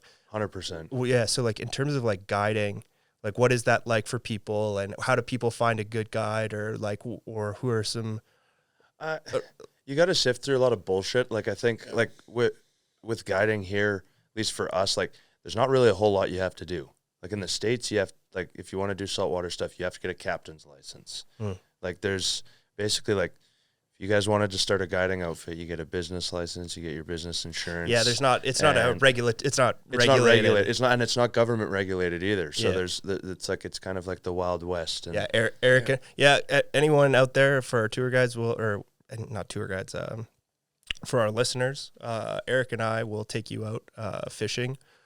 We'll go, I don't know, we'll Google it as we go, and you'll probably learn nothing. So yeah. So is there some people where you're just like, oh yeah, these guys know their shit, this is awesome? Yeah, 100%. Like I think, and there's people that everybody know on the river, right? Like there's one guy, Barry White. He's in his late 70s, I want to say. Okay. Like he's been guiding upwards of like 40 years. Yeah, so he like really knows the river. Yeah, and like, he wrote a book, like his, like, what is it, My Intimate Secrets or something like that or whatever, and like covers, it's amazing at the amount of like knowledge that he spews out. It's just like, you're like, it's crazy. Like he can be, my boss is the same, like they can just kind of like, be like, well, I know that when the daisies bloom, that means that in less than 5 days, this bug's going to start hatching. And you're like, what? How do you know that? Yeah. Like it's like experience, baby. Yeah, exactly. Yeah. That's cool. Mm-hmm. Is there people through your shop that you have guides through your shop? Or? Yeah. I would say like we have three guides that we run. Two main guides, and I mean both of them I'd say are excellent teachers, and they know a lot of shit. They know their shit. Yeah. Yeah, like, and can spew out information like crazy. Yeah, for 10 hours straight. So if and where when you ask a guide to like go for a trip or something like that, or like whether it's a day trip or a couple days or something like that, what do you guys kind of offer at your shop? Do you guys go out places, or do you go like? It's like I think does the guide decide what you do, or does the customer decide what you? You go. It's a little bit of, it's that perfect balance, right? A bit of give and take. Yeah, I mean, at the end of the day, the customer's got the decision, so it's kind of you try to tailor it to them. The best you can. It's like, can we do this? No, you can't. You can do this one. So like I'd say like it's like when you come into our shop, we just have guide pricing. We don't have a float trips this, walking's this, and it's a 1 day thing. So it's, if you want the whole day, you've got the whole day. If you want the half day, that's fine. You can have a half day. You're just paying the full day price because it's just what we got to do for the guides. Is there any multi-day? 100%. I mean, we have people that have done 5 days back to back to back, right? It all depends on what you want to do. Is there any like fish, like going into any like backcountry fishing kind of thing? Does that, or is it usually like you go fishing for the day, you go home, you sleep at home? Or I would say like predominantly, like I would say most of it's done on the bow. So it's going to be like, you're going to have a pickup spot every day, and it's like, okay, I'll drop you off at the end of the day. We'll get you the next day. I'd say that's how it is now, at least. Like when my boss was guiding, he did it for like 30 years. He said like before it used to be like, okay, you got your clients. Okay, we're going to Ranchman's. We're going to have some beers. You're going to have a fun time. We'll do this whole thing again tomorrow. Okay. Yeah. So like, I think it can be fun. And I mean, you can camp on the river, like on the Bow, Oh, that's cool. any island's crown land, essentially. Oh, cool. So You can just set up shop you anywhere. can set up shop on any of those islands if you want, and you can camp for the night. Oh shit! I Yeah. didn't know that. Yeah. That's a really cool option. Yeah, Mhm. Makes for a fun night. Yeah. yeah, Yeah. that's pretty fun. Yeah, Rick, we gotta get you out onto an island somehow. I think that's a good idea. we gotta make you like some sort of barge system to get you out there. Pontoon system. Yeah, Yeah. yeah. One of the things I was gonna ask as well too is okay, so that's cool. So like if someone wants to go on a hike or not a hike, but like a day trip or a multi-day trip, You come to us. come to the shop. What's the name of the shop again? Iron Bow Fly Shop. Okay. And Yeah, where Iron can Bow. whereabouts is the shop?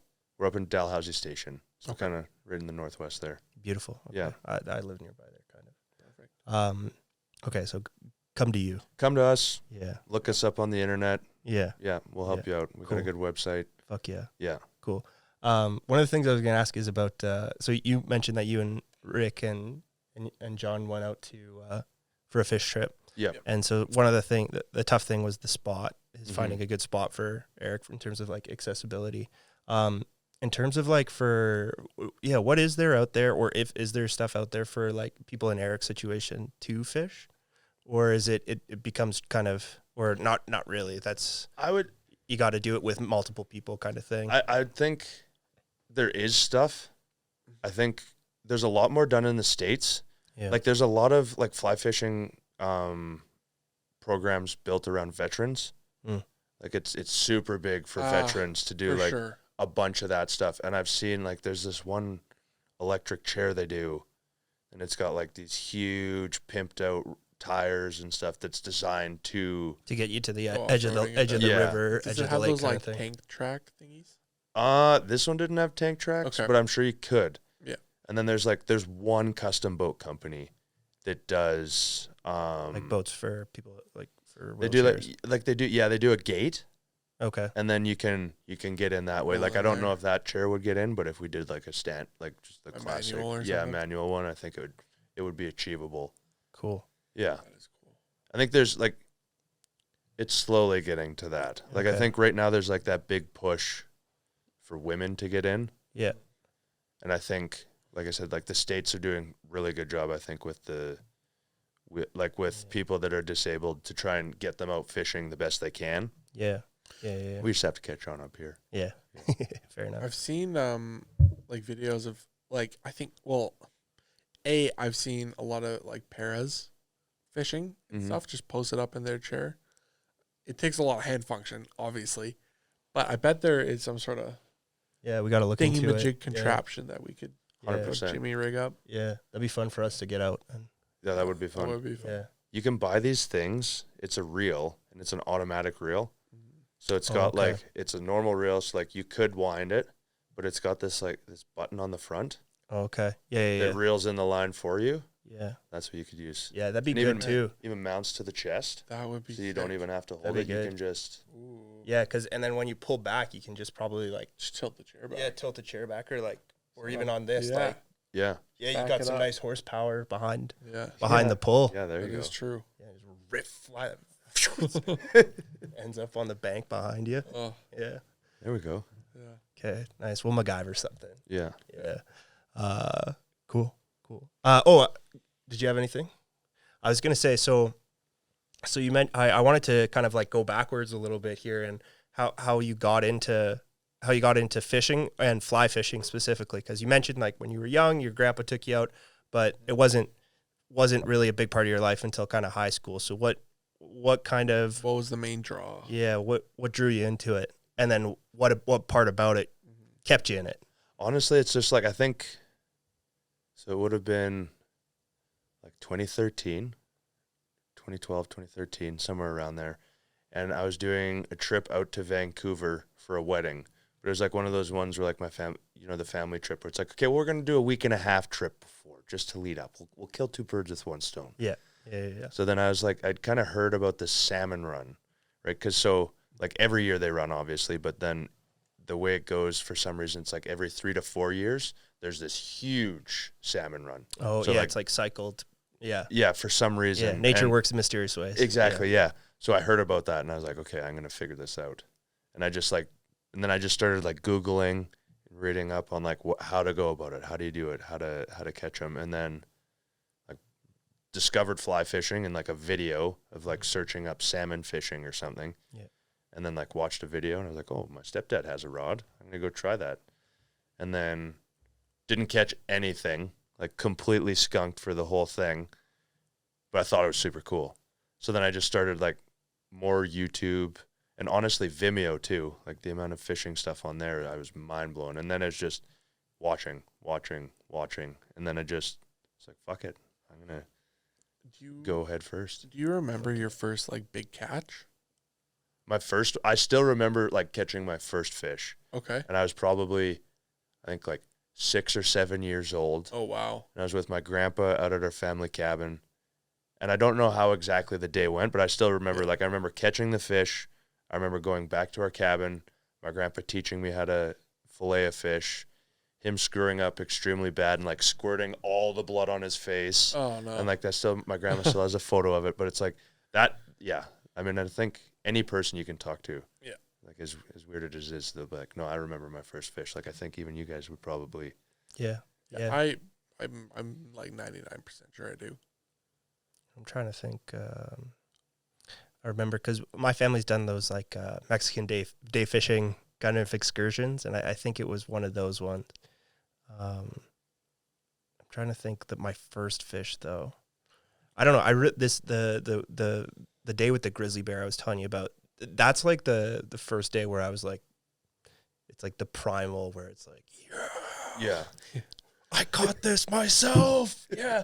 Because the other times I had like kind of like help kind of thing. It was like either my dad or like someone we were with, like they were kind of probably doing most of it. But like that was the first time where I'm like, this was me. I caught that fish. Fuck yeah. Yeah. It's a great feeling. Oh, man. yeah. It is. It's really, because it's like, you're kind of like, It's kind of an achievement. It's like nothing, a lot of thing. Like, it's like, okay, you're reeling it in, you're fighting it, and then it's like you get it, and then you release, and then it's like, that was awesome. And then nothing happens again. It's like, fuck yeah.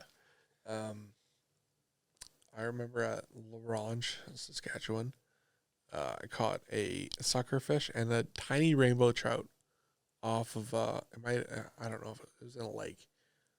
So I don't know if it was that specific type of trout, but I caught two, one sucker, one nice looking fish on the same day. And it was, I was probably like 11 or 12. It was just off the dock. But I remember it really well. And our uncle, we were like, we want to eat these fish. And he's like, the one might not taste very good. And my brother and I were like determined. We tried it and it was not very good. But yeah, core memory right there. Fuck yeah. They're all those perfect ones. Yeah. Yeah. Cool thing too is it's always like 9 times out of 10 it's with family. Yeah. Yeah. Yeah, it's like a special, Yeah. kind of, like you said, core memory kind of, Mm-hmm. yeah. Yeah, 100%. Well, I'm going to go to the washroom really quick, listeners. So Yeah, listeners, pee break. Pee break? Yeah. Dappa-doo, 2 white guys in a wheelchair. And we're back, ladies and gentlemen. We're back. Feeling lighter. We're feeling Good all to right. go. Gianni, you're feeling all right? Feeling hydrated. Refueled. Yeah, refueled and ready. Okay. So Well, as we were debriefing, we just realized that both of you guys didn't just realize, but both of you guys are Italian. yeah. Yes. Yeah, Italian stallions over here. The connection of the nonos and So nonas. how does that work on your fam side? Your dad was Italian? Or Yeah. is Italian? Sorry. Yeah, my dad is Italian. Yeah. Yeah. Born in Canada, though? Born in Canada, first Okay. generation Canadian. And what part of your Italy are your grandparents from? Do you know? My grandma's from Calabria. Cool. South, And then my nono's from, I can't remember exactly. I think it's like around like the top end of the heel. Oh, okay, yeah, but also south. Yeah. Okay. Cool. No, not sure. North. Yeah. North on the East Coast, sorry. Yeah. Because he's super blonde. Yeah. What's your last name? Sorry. Silvestri. Silvestri. Okay, interesting. I gotta ask my What's yours? Dito Manicus, but Dito Minici is like how the Italian pronunciation. But Wait, what I'm is it curious. in- Dito Minici. Okay, because that's how my phone like pronounces it. Oh, really? Well, I'm always Does like it call. correctly? Yeah. Well, I'm Yeah. well kind of. Yeah. I'm like call Raiden D Dominicus, and it goes call him Raiden D Dominic. Like, yeah, like something Kind of along like those a lines. like a chi rather than a kiss. Yeah, it's like because sometimes when I say kiss, like a lot of people think I'm Greek. I was 'Cause a gonna lot, say, yeah, a lot really? of the Greeks will end in like a is Yeah. or a us or something like that, and then Italians, a lot of them. Your say it again, sorry. Silvestri. Silvestri. Yeah, Yeah. with a is it end in an I or Yeah. yeah. TRI. Yeah, well, an Italian name will usually end in a vowel. Almost always. Yeah. yeah. Mine's a little That's bit interesting. weird Yes. because it ends Yeah. with an S. but But yeah, that's interesting. I'm gonna ask my my nonu and nonna so where if did they know, because like all, kind of Everybody knows they it. all the Italians they Yeah. kind of know each other. If yeah, your family knows anything about Italian gourmet foods, yeah. then they would know my family because that's where my whole family was. Oh, okay. Yeah. Oh, they probably Back for in the sure day. then. because Yeah, what do your folks do? yeah.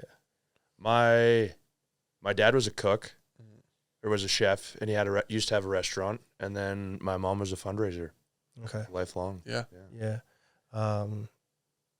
Yeah. Oh, yeah. And your Yeah. folks. They're real estate and construction people. Yeah, And then, but my grandpa, he was a concrete guy, but all Italian culture is food is at Have the you guys- center. have you guys- Yes, 100%. have you guys been to Italy?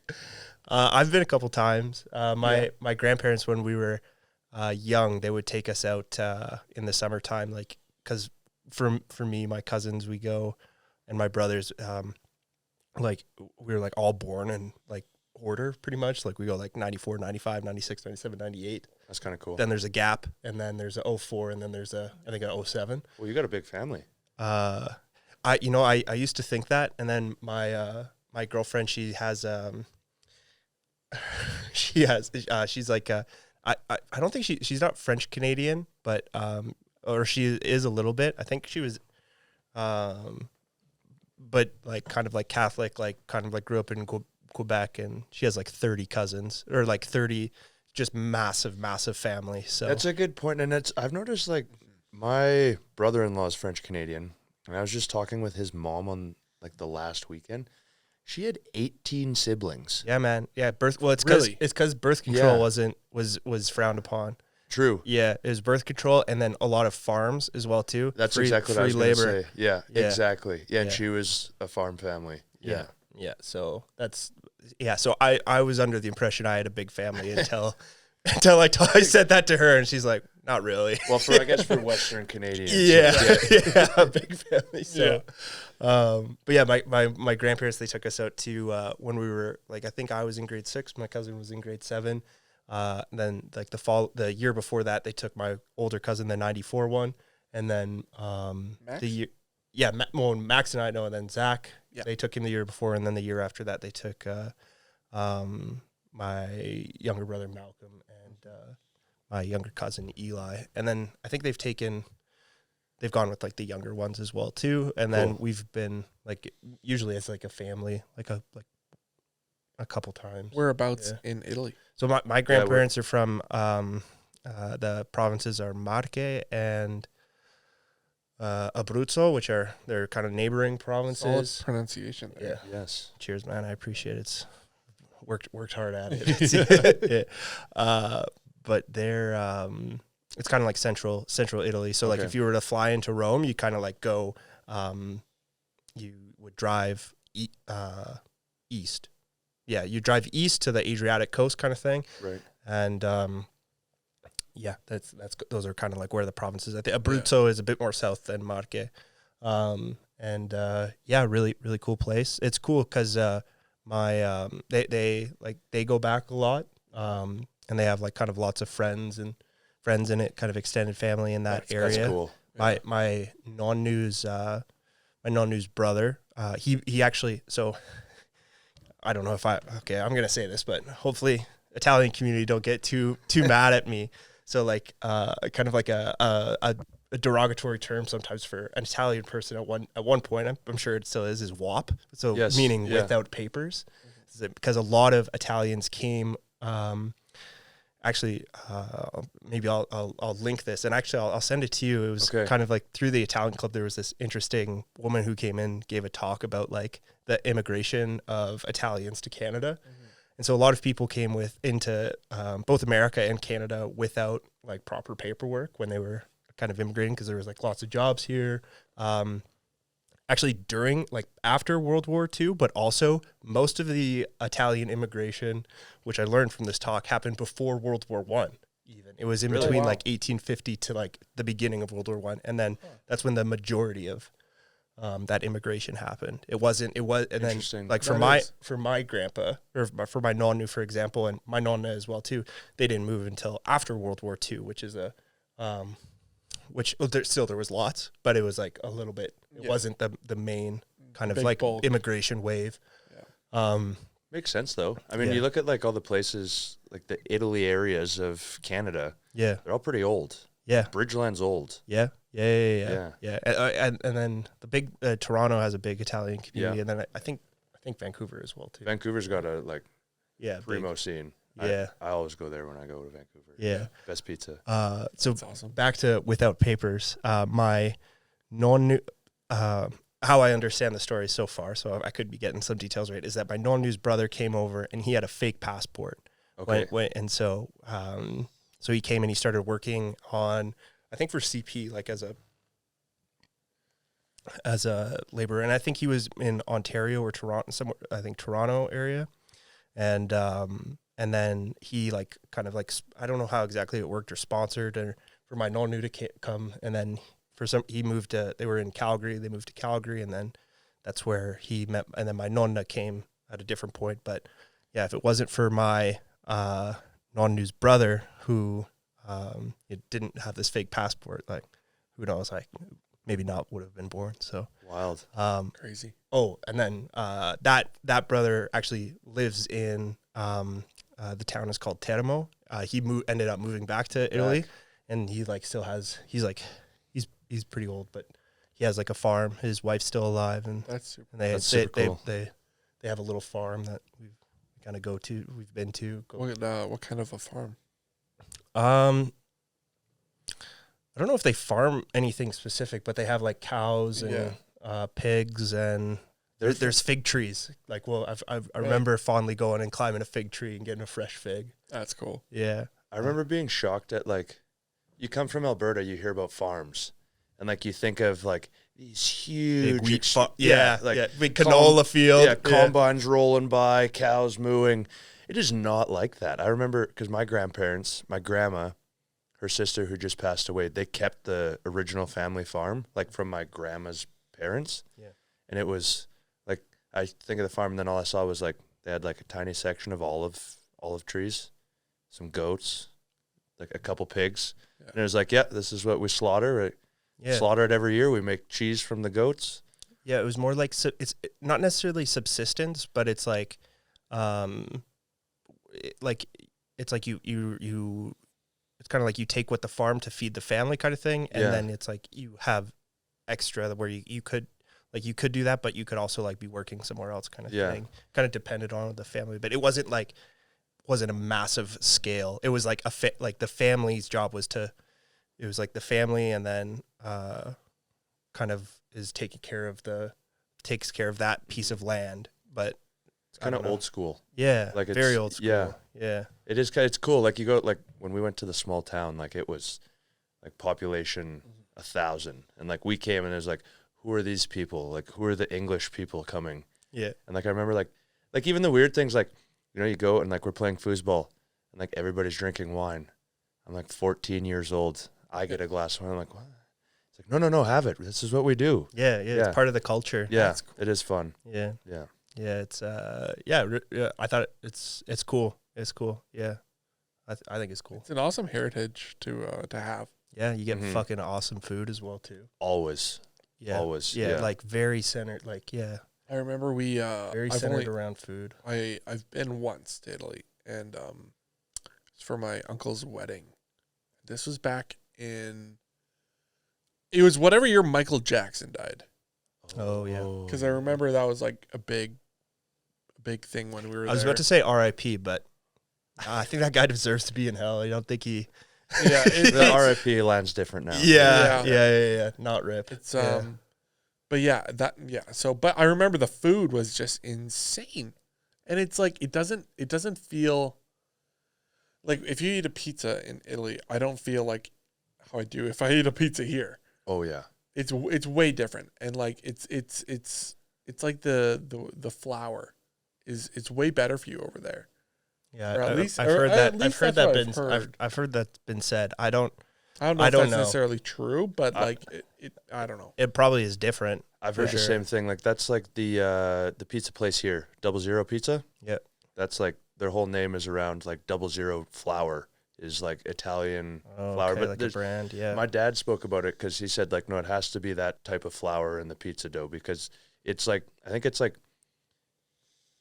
maybe refined. It's less refined, I think. Oh yeah, because it's like direct from Italy, so that's not. It doesn't have the government of Canada saying no, you can't put that, you can't do that, can't do this. Yeah. There's a lot of. It's interesting. Yeah, we had a farmer on. We talked about. Yeah, we did food politics is a little bit. Yeah. So there's as an Italian, you feel that because it's like. Yeah, it's like that's a fucking important part of your of what's going on in your day to day. Yeah. My cousin Max, he's kind of into pizza and kind of a baker as well too. So he'd be a good guy to kind of talk about. He would know that. That'd be cool. Yeah. Like it's just so it's a weird world. Like my dad was asking. We were talking about pizza last week, and like I was explaining that I'd gone to this place. He's like, "Oh, have you tried this place?" I was like, "No, I haven't." He's like, "Oh, he's got my recipe." And like the recipe thing is such an interesting thing of Italians too. Like I'm sure your parents have the same, or like your grandparents have the same thing. It's like, no, this is how it is. This has been the same way and it's not changing. Yeah. It's like, you like this? I taught her how to do that. Yeah. She makes mine. Yeah.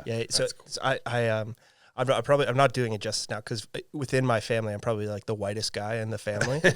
And it's like, if you like in terms of like that part of the culture, especially the food part, like I have appreciation for it, but it's like my brothers, my cousins, like they got that more than I've kind of picked up. It's like that they're like, I am like an awful cook compared to literally everyone in my family. Like it's just, I didn't really get that gene. I love the food though. I appreciate the food. It's just like when it comes to like cooking, I'm just like I don't like this part. Yeah. But it's like fuck. Oh man, it's so good. Love Italian food. Retweet, man. Yeah. Can't beat it. Yeah. What's your favorite? Are your grandparents still alive? Like my nonna is. Your nonna is. Yeah. What do you like? Does she make food still, or she always like that's my birthday dinner for like it's been my birthday dinner for the past like 15 years is always the same thing. I go to Nonna's. Yeah. What does she make for you usually, or what do you like that she makes for you? Okay, like usually it's the same every year. Okay, she does like a spare rib and marinara. Oh, beautiful! It's amazing. She that sounds really slow good. Cooks the ribs for like a couple hours in the oven, slaps them into the marinara sauce, and then cooks them for like another 2 hours with like carrots and celery and like full carrots. And then she throws in like rigatoni afterwards, and then you just have like spare ribs and the tomato sauce with the rigatoni. It's amazing. I haven't eaten today, and I'm just like picturing that. That is heaven right there. There's man. but I mean, it's like a classic Nonna situation, right? Like she doesn't have a shitty dish. Yeah. Or like even the dish where like you're apprehensive about it. It's like you haven't. Like, it's still good. That's good. Yeah. Literally. Yeah. She's always and like I always found it funny because like same thing. Like my grandparents had like very standard immigrant jobs. I would say like my grandpa was a janitor at U of C, and my grandma was a lifelong employee at Martinizing as like a laundry lady. Okay. But like the weekends was cooking. Everything was cooking. Yeah. Cooking and family and friends. Yeah. And like if my grandma was home early, like it's just this like funny thing of like having my dad explains it the best because he's like growing up being Italian but living in Canada and like going to school. He's like I'd have all these weird meals and like people would constantly like, what are you eating? Like that's such a weird thing. So he said like my grandma had like this shift of like she'd start watching the Food Network, and then like like she'd make spring rolls or she'd make like something else, but it was never like, oh, these are spring rolls. They're not like normal spring rolls. She's like, you like The Secret? I'm like, what's The Secret, Nonna? Parmigiano. Yeah. A little red wine in there. Yeah, exactly. Yeah. I didn't like the recipe. I had to make it better. Yeah. Oh man. Oh yeah.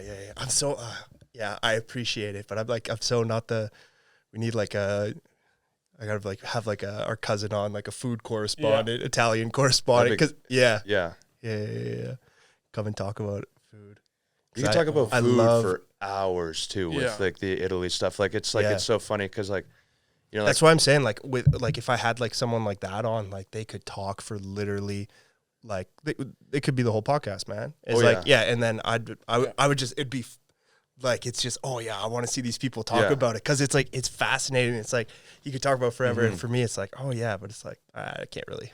It'd be so cool. Really put it. Yeah, I was like talking about dishes like with my grandparents.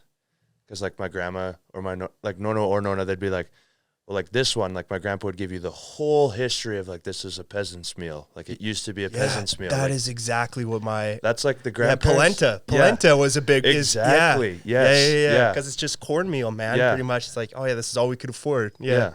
Like, just, like, the cool heritage, like, and you hear, like, no, this is all we could have. So this is what you're having because we knew how to cook it so good. Yeah, and then it's absolute fire. Yeah, exactly. Yeah. You would get the same thing at a restaurant and it's like $50. Yeah, it's not the same. Oh, man, this is amazing. Yeah, like, I don't know about you, but I can't, like, going to an Italian restaurant now, I have a very high benchmark of what I get. Oh, yeah. And it's like, if I'm ordering food at an Italian restaurant, it's food that I know my Nonna doesn't make because then it's like, then it's an even playing ground. Oh yeah. Yeah. I don't want to say anything too too contentious here on Italian food, but I also if I'm searching for Italian food, it's like I'm not going to a restaurant. Yeah, and I'm going for like one of my. Do you guys have like a favorite Italian dish? To like order? No, just to like have made by family or restaurant. Am I putting you guys on the spot here? There's a lot. I like pasta, man. Pasta's consistent. Yeah. I think lasagna's really good, but I find lasagna can also be super screwed up. Yeah. Lasagna is like you really gotta. It's like you gotta trust your lasagna, whoever's making the lasagna, or if you're making it yourself, you gotta. Yeah. It's like one of those easy things to fumble. Mm-hmm. I think honestly, if I'm going out, it's a veal cutlet or eggplant parm, like one of those two that like one of those things that I don't get a lot. Yeah. But I mean, there's so many good. Like, what about you, Rick? There's got it. Like everybody's got something Italian that they like. I love spaghetti. Yeah, me too. I love spaghetti. Meatballs. Yep. Yeah. That would probably be my go-to, or a nice pizza. Yeah, my nonna makes a fire like zucchini, zucchini, and I think there's like some anchovy sauce in it, and but it's like also like a meat sauce that you can put meat in it as well too. Oh, wow! And like any pasta you put it on, it's fire. It's so good. Yeah, and it's like like the feeling when you get like a melt in your mouth feeling. Yeah. Like you as soon as it hits the mouth, it's like everything. It's like everything washes away. It's like you're just in that moment. It's a flavorgasm. Yeah. And it's like, oh my God. And then it's like you're left with the feeling of just like warmth. Yeah. I feel safe and everything's going to be okay. Yeah. That's the quintessential sign that you've had good Italian food at a restaurant. Yeah. That's the dragon you're chasing. Yeah. Yeah. What's it? Yeah. And then what's the Norwegian go-to? Oh wow. Waffles. Waffles are up there. They're big on like the pastry side of things, but like a lot of open face sandwiches too, and like a lot of fish, potatoes. Yeah. I don't know. Like I haven't been to Norway in so long. And I don't really like. Is there any Norwegian restaurants? That's I gotta ask that. In Calgary, not that I know of. Yeah. I'm being honest. There's Like a my need, mom- a business opportunity. My we mom, go. she has her Norwegian waffle company, Toro's Table. Yeah. And Shout out. I always thought that she should have like opened up like, I don't know, a storefront or something. Yeah. Because I think that just would have been really cool. Like if you had like, Or like a breakfast place. yeah, like a breakfast. Yeah. That'd be good. Like a little waffle, she does crepes too. But mainly the Norwegian waffles, they're heart shaped and they come in like little, They're fucking delicious. they're really good. And they're like specific, like they're done a specific way. Yeah. Yeah. You have like a specific waffle iron, that literally shapes them as like little hearts. Oh wow. And then you fold them over. You kind of put on, whatever toppings you want. What is the Brunest. Brunest? Okay. I butchered the pronunciation on And that one. that's like brown cheese. It's like brown cheese, but But it's like it's hard to describe. But it's almost not kinda really like cheese. peanut butter. Yeah, it's like it's more. I was gonna Yeah, it's say like it's the more taste. peanut butter than cheese. Okay. Like it's weird, but it's so good. And if you have like strawberry jam and Brunest, Yeah, it's like and a then fire intersection of savory and sweet. that is my go-to combo Yeah. for a Norwegian waffle. Yeah, But it's a feeling of warmth and safety. Yep. Is Again. most definitely. Yeah. Yep. I think a Norwegian breakfast place would do really well. But I don't know what do Norwegians eat for dinner? Like what's a Norwegian meal? Like, Because I know like if you did when like you get up north, like into the Arctic, like it's more about survival. Yeah, than it's- culinary. Resourcefulness. yeah, I'm gonna be grilled for at home for not knowing a ton about this, but it's a lot of like it's a bit heavier, like a lot of like the potatoes, Yeah. and the fish. That's like a big staple. Yeah. They'd like do a nice like I don't cook fish that often, Yeah. but they do a really good job. Is it more fried or like A lot of it's for- grilled or It probably Or- I don't know because what I'm thinking is like I've been to Iceland. Yep. And I don't and that's and there's like it's like a lot of like fermented stuff. Yeah, And I don't know how if they're correlated the Similar, but Norwegians and different. the Icelandic kind of cult. not 100% sure. Okay. But yeah, my mom's gonna be really mad at me when she hears this. But yeah, it's so good. Like my favorite type of Maybe you Norwegian should say meal. okay for the listeners out Yeah. there. Please let us know down in the comments or reach out and let us know about Norwegian food. Yes. B, if you're Italian, what's your favorite meal that your nonnu or nonna Yeah. makes for you?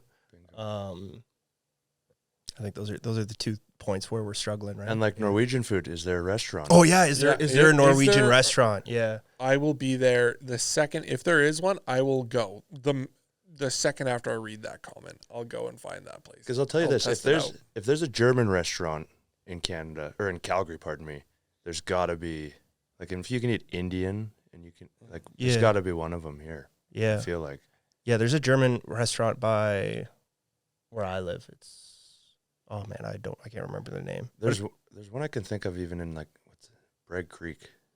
Oh yeah, the Bavarian Inn. Yes. Yeah. Yeah. I've been there a couple times. Yeah, they do mean Wiener Schnitzel. Yep. I like that. Wiener Schnitzel I love.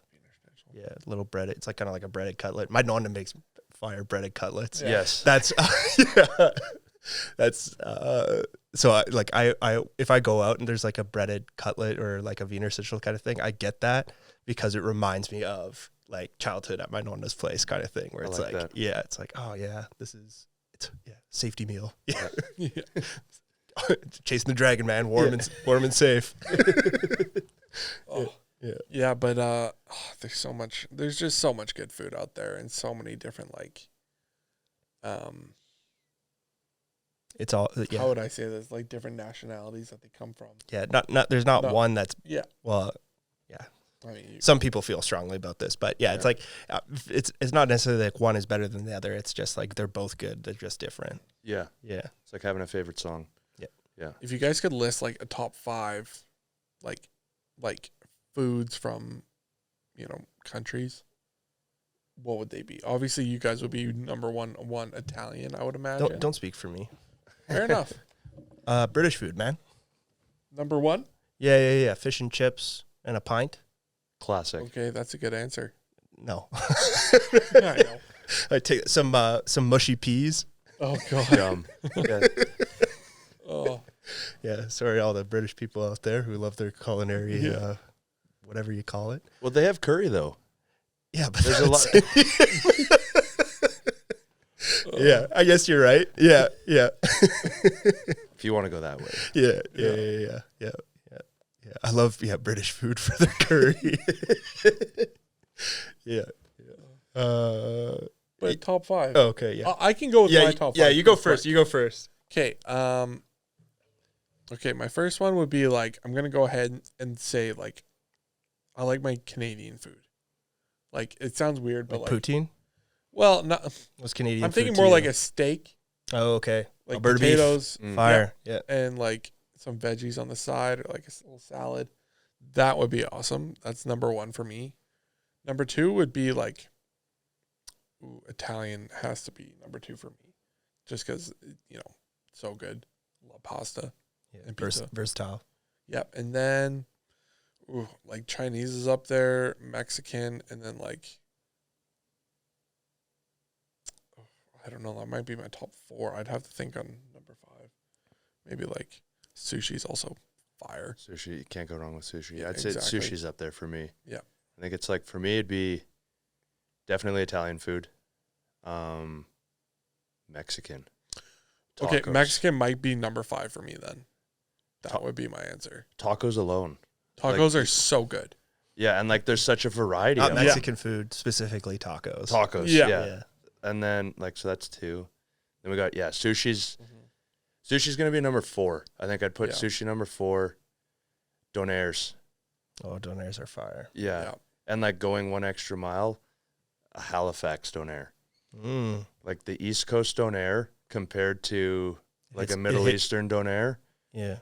It's something about like the simplicity. It's just like donair meat, sweet sauce, and tomatoes.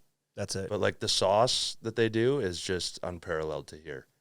Nice. Okay, so what do you have like is it just wherever in Halifax, or is there like a specific place that you go to? There's one that my cousins took me to, and I can't remember the name for the life of me, but like they've been around as long as, like, they were there for Terry Fox running across. Oh, damn. Okay, Halifax people, you help us out down in the comments. It starts with a J, I think.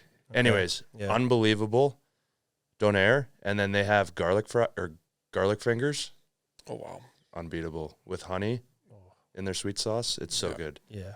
And then sushi's down there, number 5. Oh, nice.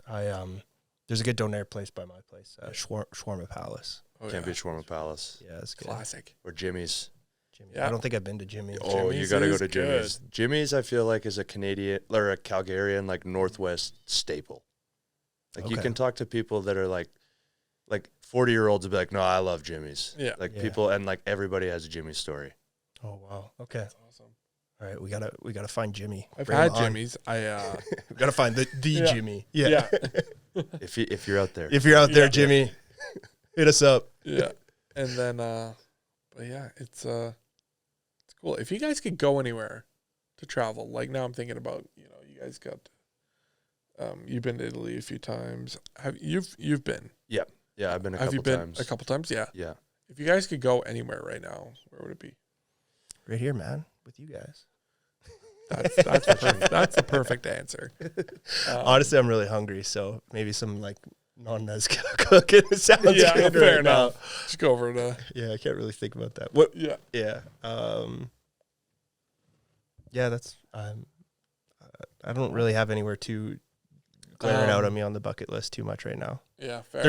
There's lots of places. Not to say that I'm like, but it's like I'm happy where I'm at right now. I think I'd rather do, like, for me, it's not like a destination. Like, It's who you're with. That's Who you're for with? me. That's Yeah. what. Yeah, it's who you're and with. food. I don't know. Like, food's Yeah. become like going back to like traveling with family and stuff. Like, I think about traveling with my family at like going to Italy when I was 14. I'm like, the things that I'm interested in now, I think I would have had so much more fun in Italy. I completely agree. I was pissed for a part of it.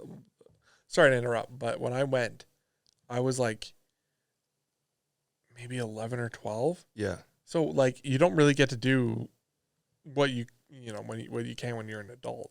No. So yeah, no, continue though.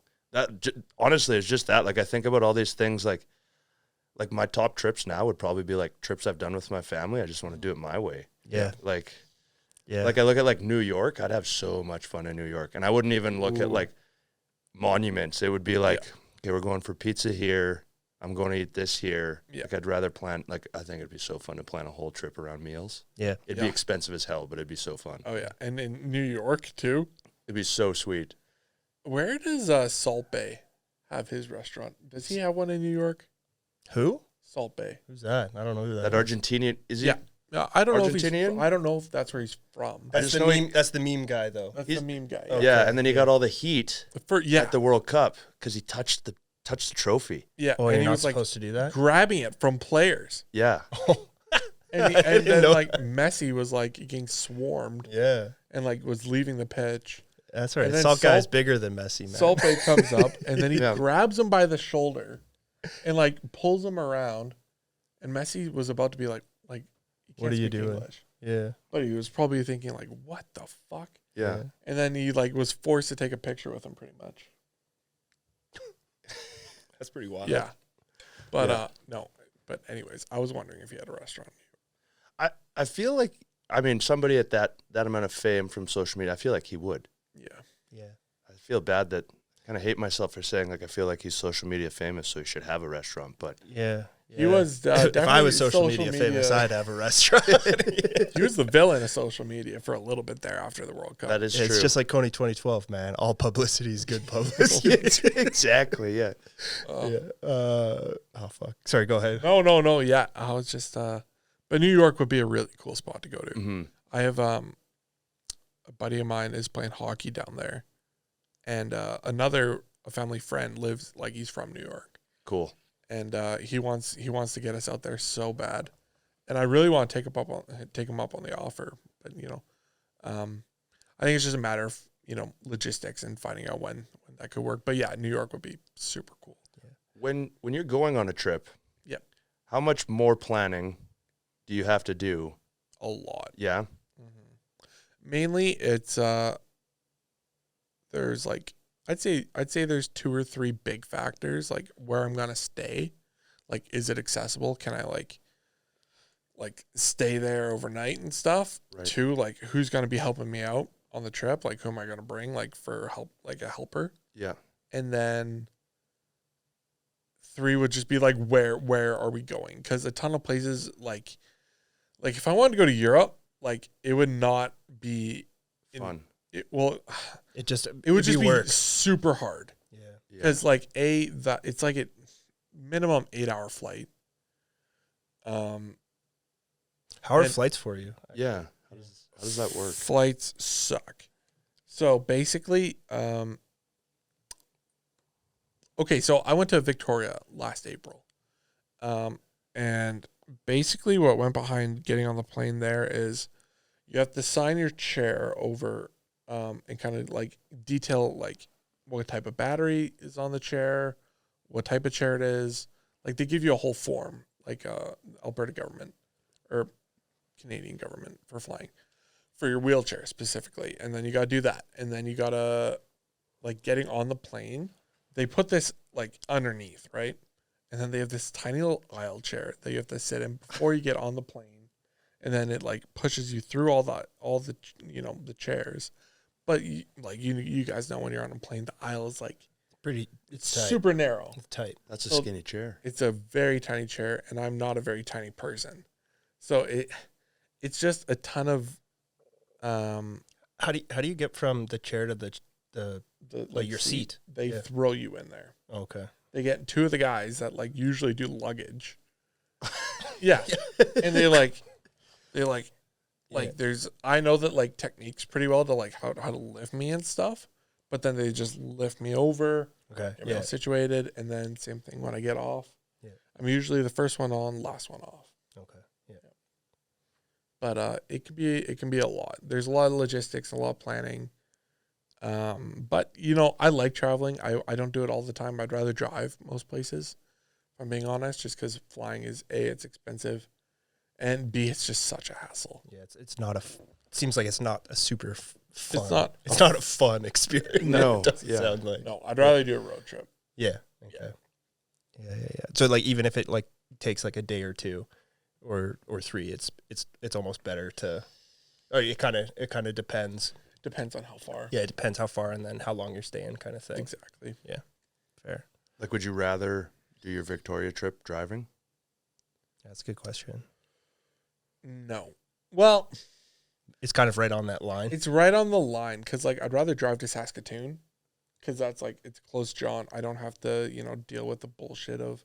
But if it's, like, a 12-hour, 14-hour drive, like, maybe flying's a bit, tough it out for, the 2 hours or of, like, travel time. I know that's not 2-hour flight to Victoria, but, like, you guys know what I mean. Yeah, I know what you're saying. So, yeah, it just depends. It totally depends. Gotcha. But I'd like to go to a lot of places. Like, I really want to go to New York and visit the friends and, friends we got down there. And I want to go back to Mexico, California, hopefully Hawaii one day.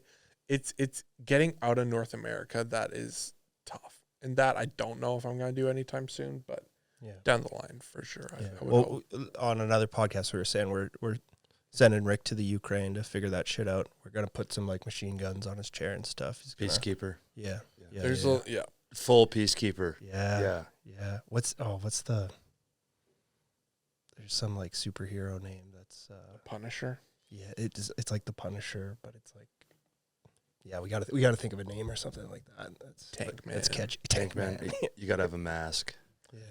Mask and a helmet. It could be a very intimidating super villain if I wanted to be. That'd be good. You should you don't have to go to, we'll send you to Ukraine, but to build up your crime fighting and peacekeeping abilities, we should just like turn you into like the, you could be like Batman, but for Calgary. Calgary into our own Gotham. Yeah. Yes. Yeah. And then our superhero is you. Mm-hmm. I protect the streets of Calgary. Fuck yeah. Yeah. Did you get Sweet. Yeah. It'd be like I don't know. I heard this stand-up bit about this guy called the White Knight who protects Cleveland. It's like a stand-up bit. Okay. And but I was just thinking, like, I wonder what kind of vigilanteism there actually is out there in the world. Oh yeah, I'm sure in like less I'm sure it happens in I don't know, like places where there's like not effective police forces or something like that. I'm sure it happens lots. Yeah. Yeah. I'm kind of coming at it from the perspective like how many Marvel movies are coming out and stuff. Someone's got to be inspired, just be like, I can do that. I could do that. That's a good point. Like, I wonder how many people watch these movies. Yeah, and they're like, you know what? Probably more than you think. I could do that. I could do that. Yeah. Yeah. That doesn't seem too hard. Yeah. And all it takes is a Marvel guy on the team to be like, I've seen this before. Yeah. This is exactly how it's going. Yeah. Fuck yeah. Yeah. Shit. Okay. I wanted to circle back and I wanted to answer some questions for my top 5 foods. Oh yes. One for me, I feel like it's so mood dependent and kind of like on. I don't think I can like give like this all the time, but like it kind of they bounce around quite a bit depending on. I'm like, I'm really fiending for this right now, but I think I love Chinese food, sushi like / Japanese food. I also really like. Any like Asian country food I fuck with. I love. Too. For me, it's rice. Kind of like rice is the staple backbone kind of thing. I fucking love rice. So if you can like make a meal around rice, I'm all for it. I'm there. Love Italian food. Love like you said, kind of like steak potatoes. Western Canadian, but also like the classic like chicken breast. And that's like that's really the staple, right? Because that's like kind of like healthy for you kind of thing. Yeah. So it's also like local. Yeah. So what would that be? 3? Yeah, and then Oh, like I love vermicelli, like Vietnamese food as well too is really good. That's awesome. Here's a question: pho or pho? Oh, How do you say it? I think I say pho now, but like for most of my life, it was pho. Pho. Yeah, I love. What's I love. what's What- correct? I think it's pho. I think it's pho. Yeah. I think that's the correct way, but I don't only really know it know. as pho. yeah. It's like friend or foe. Yeah. Pho or foe. I guess I'm wrong. I love the soup. Yeah, like the pho, like the pho soup. The broth. Oh, Yes. man. When I was in Vietnam in 2013, and it was really freaking good food, like really, really, really good. Yeah, I'm trying to think of like my favorite one here in terms of like the broth, like the that's like more of. I fucking love The that. Golden Bell, I don't think I've been there. it's really good. It is good. Yeah. Where's that? I think there's one on 17th Ave. Yeah. I don't even. It's big up to Skip for that one. Yep. I wouldn't have found it. Yeah. Yeah. Thanks, Skip. Shout out Skip to just sponsor us. I want to take this in a different direction, Yeah, go for it. if that's all right. Your Florida Panthers. Yes. How are you feeling about them? How am I feeling? I'm pretty stoked. I mean, we just wiped the floor with the Jackets last night. That got us back in a wild card. That's huge. So I'm very much in favor of Florida getting in because I'd love to see a playoff series between Brad Marchand and Matthew Tkachuk. that would be nuts. That would be super nuts. I would just like to see the Cats make the playoffs again. Because did they play Tampa in the first round last year? Yes. Yeah, that wouldn't be the case this year though, because Toronto and Tampa. I don't know, and I think after last year, like, I don't know. I've watched the Panthers play the Lightning this year. They played better this year than they did last year. So well, I think Tampa's not the same. Like they're still good. But Where is the Florida Panthers based? What city? that's a good question. I think they're outside of Miami. I want to say it's in like Fort Lauderdale or something. Like it's in like a suburb of Miami. Okay. Like some weird ass place. Okay. I don't think they get a lot of people to their. Yeah, I was just Their thinking that games. because I was just thinking about my cousin went to Mullet Arena, like he was down in Phoenix to Yeah. watch the That the would be a Coyotes Those play. look cool fun. He game. said it was electric. I bet. Yeah. Well, they're and he getting was a ton of, watching a like- Flames game. It was Flames Okay, Coyotes. that's That'd be cool. Yeah. Eli went to down Eli, with his girlfriend, and but I was thinking about like because one of the jokes about like the Coyotes for a long time was like no one there knows who they are, right? Yeah. But I was thinking about like Florida is probably more so, and then I was Same thinking, thing. but then I was thinking also is like, wait, doesn't Florida have 2 hockey teams? It's insane though. Like I remember. And I was thinking, I'm like, whoa, It's the weird. I always find that interesting about hockey. Like it's the same with like the Dallas Stars. Yeah. Like Now they want one in Houston. yeah, and you're like, who plays hockey down there? I thought it's football in Texas. yeah. Yeah. I don't, Some of the guys though in the league, they like playing in a lot of those. Oh, I could markets. imagine. Like in terms of Obviously- lifestyle, it's probably great. Like, Oh, yeah. True. yeah, Yeah. Yeah, just like it's super nice weather. Yeah. Tax breaks are huge. True. And then also like you're not as like let's say you play here in Calgary. You're getting stopped at a grocery store. You're getting stopped at the gas station. You're getting stopped on a walk. Yeah. You basically you're gonna get recognized if you go outside. Yeah. But if you're in Florida or you're in like Dallas, Yeah. like if you're Tyler Seguin, just or one of the Jamie crowd. Benn, True. no one's really gonna know who you are Yeah. compared to like the Dallas Cowboys. True. Yeah. That's a good point. That's a super good point. Yeah. I never would have thought of that even. Yeah. Sorry, I kind of cut in there. No, So no, you guys, no worries. you guys, I don't. But You- I'm just thinking about sports right now because playoffs are coming up, Playoffs are. and I really hope Calgary gets in. Are you a big hockey guy, Raiden? So like I was talking about like like talking about food and understanding food. How I didn't get that gene.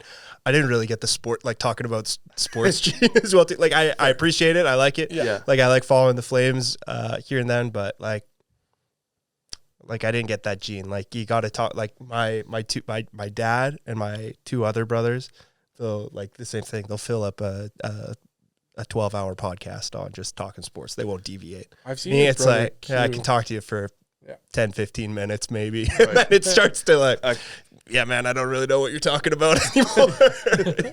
Yeah. So. Yeah, your brother. I've seen your brother Q at like a lot of Flames games this year. Yeah. One of his friends, I think their parents have season tickets, so he gets in there quite a bit. Yeah. Quit my brother. He's got the life.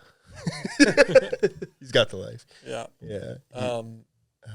Did you guys see? And this is a bit random as well, but we've been using it quite a bit as a resource and as a tool. But there's been some lashback against the Chat GPT. That's the AI stuff? Yeah. Lashback. Did you say? Yes. Really? Yes.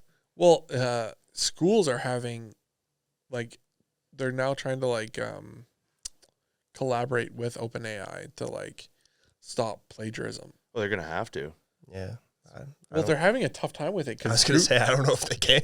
Google's coming out with their own called Bard or something like that. Yeah. Bing is making their own one for their homepage. So it's going to be really tough. People are saying it's like the death to English class. I saw on John Oliver or something like that. Yeah, that was, I think, a New Yorker had a big article that was like Yeah. the title of it. Yeah. So, yeah, crazy. What do you guys think about all that AI stuff? I don't think it's taking over fishing anytime soon. Just No, maybe the information around it. That's for sure. Yeah, that's. I would just worry about like the data collection of like how smart can it get? Can it see a photo on Instagram and be like, "That's that location"? Yeah. You know what I mean? I bet. For sure. The Chat GPT 4 just came out, and it can tell the context of a photo really easily. See, and that's scary. That is fucking crazy. Yeah, it's the secret fishing spots. They're out now. It's the biggest threat to angling since. That's a serious conversation. Yeah. Elon Musk and a bunch of the, billionaires club came out against AI, and that they're telling like world leaders to like put a pause on I think development right now. I think it's gonna shake stuff up for sure. Mm-hmm. Yeah. How it shakes up? No idea, but I think things will be shaken. Yeah. It's gonna open a whole can of worms. Yeah. I mean, it already has. Yeah. Like, and people are puzzled. 3 years later, Skynet is like, Yeah. oh, Yeah. I don't know. I think there will be a lot of cool stuff that comes out. Some probably like shitty stuff. But I don't know. I was telling before you came here, I was talking with Erik and AJ, and I was saying that like I'm in the short to medium term, I'm bullish volatility. So that means that I think a bunch of stuff will happen. Like there'll be big swings in how nothing's really going to make sense. It's just going to be chaotic and crazy. You don't really know which way, how it's going. Is it going good, going bad? No idea. Yeah. yeah. Sorry. And I was just going to say in the long term, I believe in people. I think people are going to sort it out, and we're going to figure it out. It might not be clean, might be a bit messy, but Honestly, like, I don't know about you guys, but at the end of the day, I think most people are just trying to get by and have a good life. oh yeah, And I believe if people keep to that, like, I think we're going to be okay. I think so too. Yeah. I think so. I don't But think mean, Skynet's taking over Your anytime thoughts? soon. Well, Thoughts on the future? It's like I'm a Thoughts on the cynic. I'm a total cynic. So Oh, like no. instantly I think about like this Chat GPT. I'm like, what if it falls into the hands with the wrong person? Yeah. Like 100%. I have faith in humanity that it will go correctly, but like I still have that like the fear. yeah. Yeah. What is gonna happen? Like, because it's just like you think. Like I think of Iron Man, and like Jarvis. Yeah. Like Oh, Ultron. Yeah. Well, that's what it. I think that's the fear is like Ultron. Yeah. yeah, like it could happen. I mean, who knows? Yeah. That's Yeah. All these like cameras looking at us right now. They turn to turrets. They start killing us. Oh, my God. yeah. You say the wrong word, and like instantly, I just Dead. yeah. Dead. Boom. Dead. I don't It's, know. there's so much going on in the world of like technology and how it's progressing and Yeah. how it's affecting like day-to-day life. Like we were talking about, like, are you familiar with Neuralink? Somewhat. It's like that implant in For you. they're like marketing it as like a medical device. Right. to bridge like there are a ton of like real world like applications for it. Like if you're blind, it can help you see, and if you have like mental health issues like severe depression or anxiety, can help with that. Or like more serious stuff like such as myself, like a spinal cord injury, it could help with that. Right. Which is super fucking bonkers. Yeah. But they just yeah. So I don't know, stuff like that. It's crazy where stuff's going. Mm-hmm. Yeah, I think it'll be good. What's your take? That's kind of like what's your take on the future? What's your viewpoint? Yeah. And then some people don't give a fuck. Like some people are like, man, I care about today and but I don't know. I like talking about it. I like talking about it. Like what does the future look like? What do you hope for? Where do you think what it do I will hope for? I mean, I think I would go back. I used to think like a lot of things were possible. I'd say like I'd think like, okay, I could do whatever I wanted, and then I kind of went through a phase where I'm like, okay, well, fuck it. It's just like that is life. But then I think like after school, I formed better value. I had more aligned values. Like I kind of realized what I cared about the most. Yeah. And then it's like I watched a video, or a customer showed me a video by Jordan Peterson about like that whole idea of like, well, we need to like, kids need to be green. Like we need to be green. And he's like, he's like, well, like you can say like we need to be green, and by 2025 we're going to have X, Y, and Z ticked off. He's like, but you can only do that if you like us as individuals won't be able to do something 100 years down the road. But if we talk to the right people and like we pass it on to other people, our values and what we care about, I think then you can lead to positive results. Okay. By green you mean like climate change stuff. Climate change stuff. Like thinking about the environment. Kind of thing. Thinking about the I environment. thought you meant like experience. Yeah, like an experience. That's what I thought at first. Yeah. No. Yeah. Like, okay, I see what you're saying. And I think like my degree, like I took ecotourism and outdoor leadership, and a lot of it was like leading in the outdoors and leading in situations where you don't have anything to go off, and like you're stuck in let's say you're stuck in the wilderness, you have to lead, you have to get out of it, but it's like it's a team yourself. Thing. Yeah, you have to rely on yourself, but you also have to rely on others. So I think the future will be cool if everybody can like collectively work together. Because I'd say like in my opinion, these days seems super cause and effect. Like very, very like in politics, I would say like I'm not a super political person, but I can say like I work in a fly shop where it's very much a conservative view. Like I'd say a lot of the people are oil and gas people, but like you can hear like, oh, I'm not voting conservative because I didn't like the conservative leader, so I'm going to vote the opposite. And it's like, well, did you think about like the decisions that you, like if you make that decision, like is that fully just like, is it just a fuck you to the guy that was in power, or is it like, do you actually care? Like that's where I'm like, sometimes getting away from the politics again, like it's like if you disagree with it, you probably don't want, it's not the right thing to do. I have a lot of faith in humanity. I hope they do the right thing. Yeah. But I think we got to do the right things to make those happen. Yeah, to make that happen. It won't just happen by itself. Exactly. It's like you have to be kind of I can focus on what I can do, and hopefully other people see that I'm trying to do my best and whatever. And hopefully other people do that as well too. But you can't really. Yeah. Like it's a cool thing I learned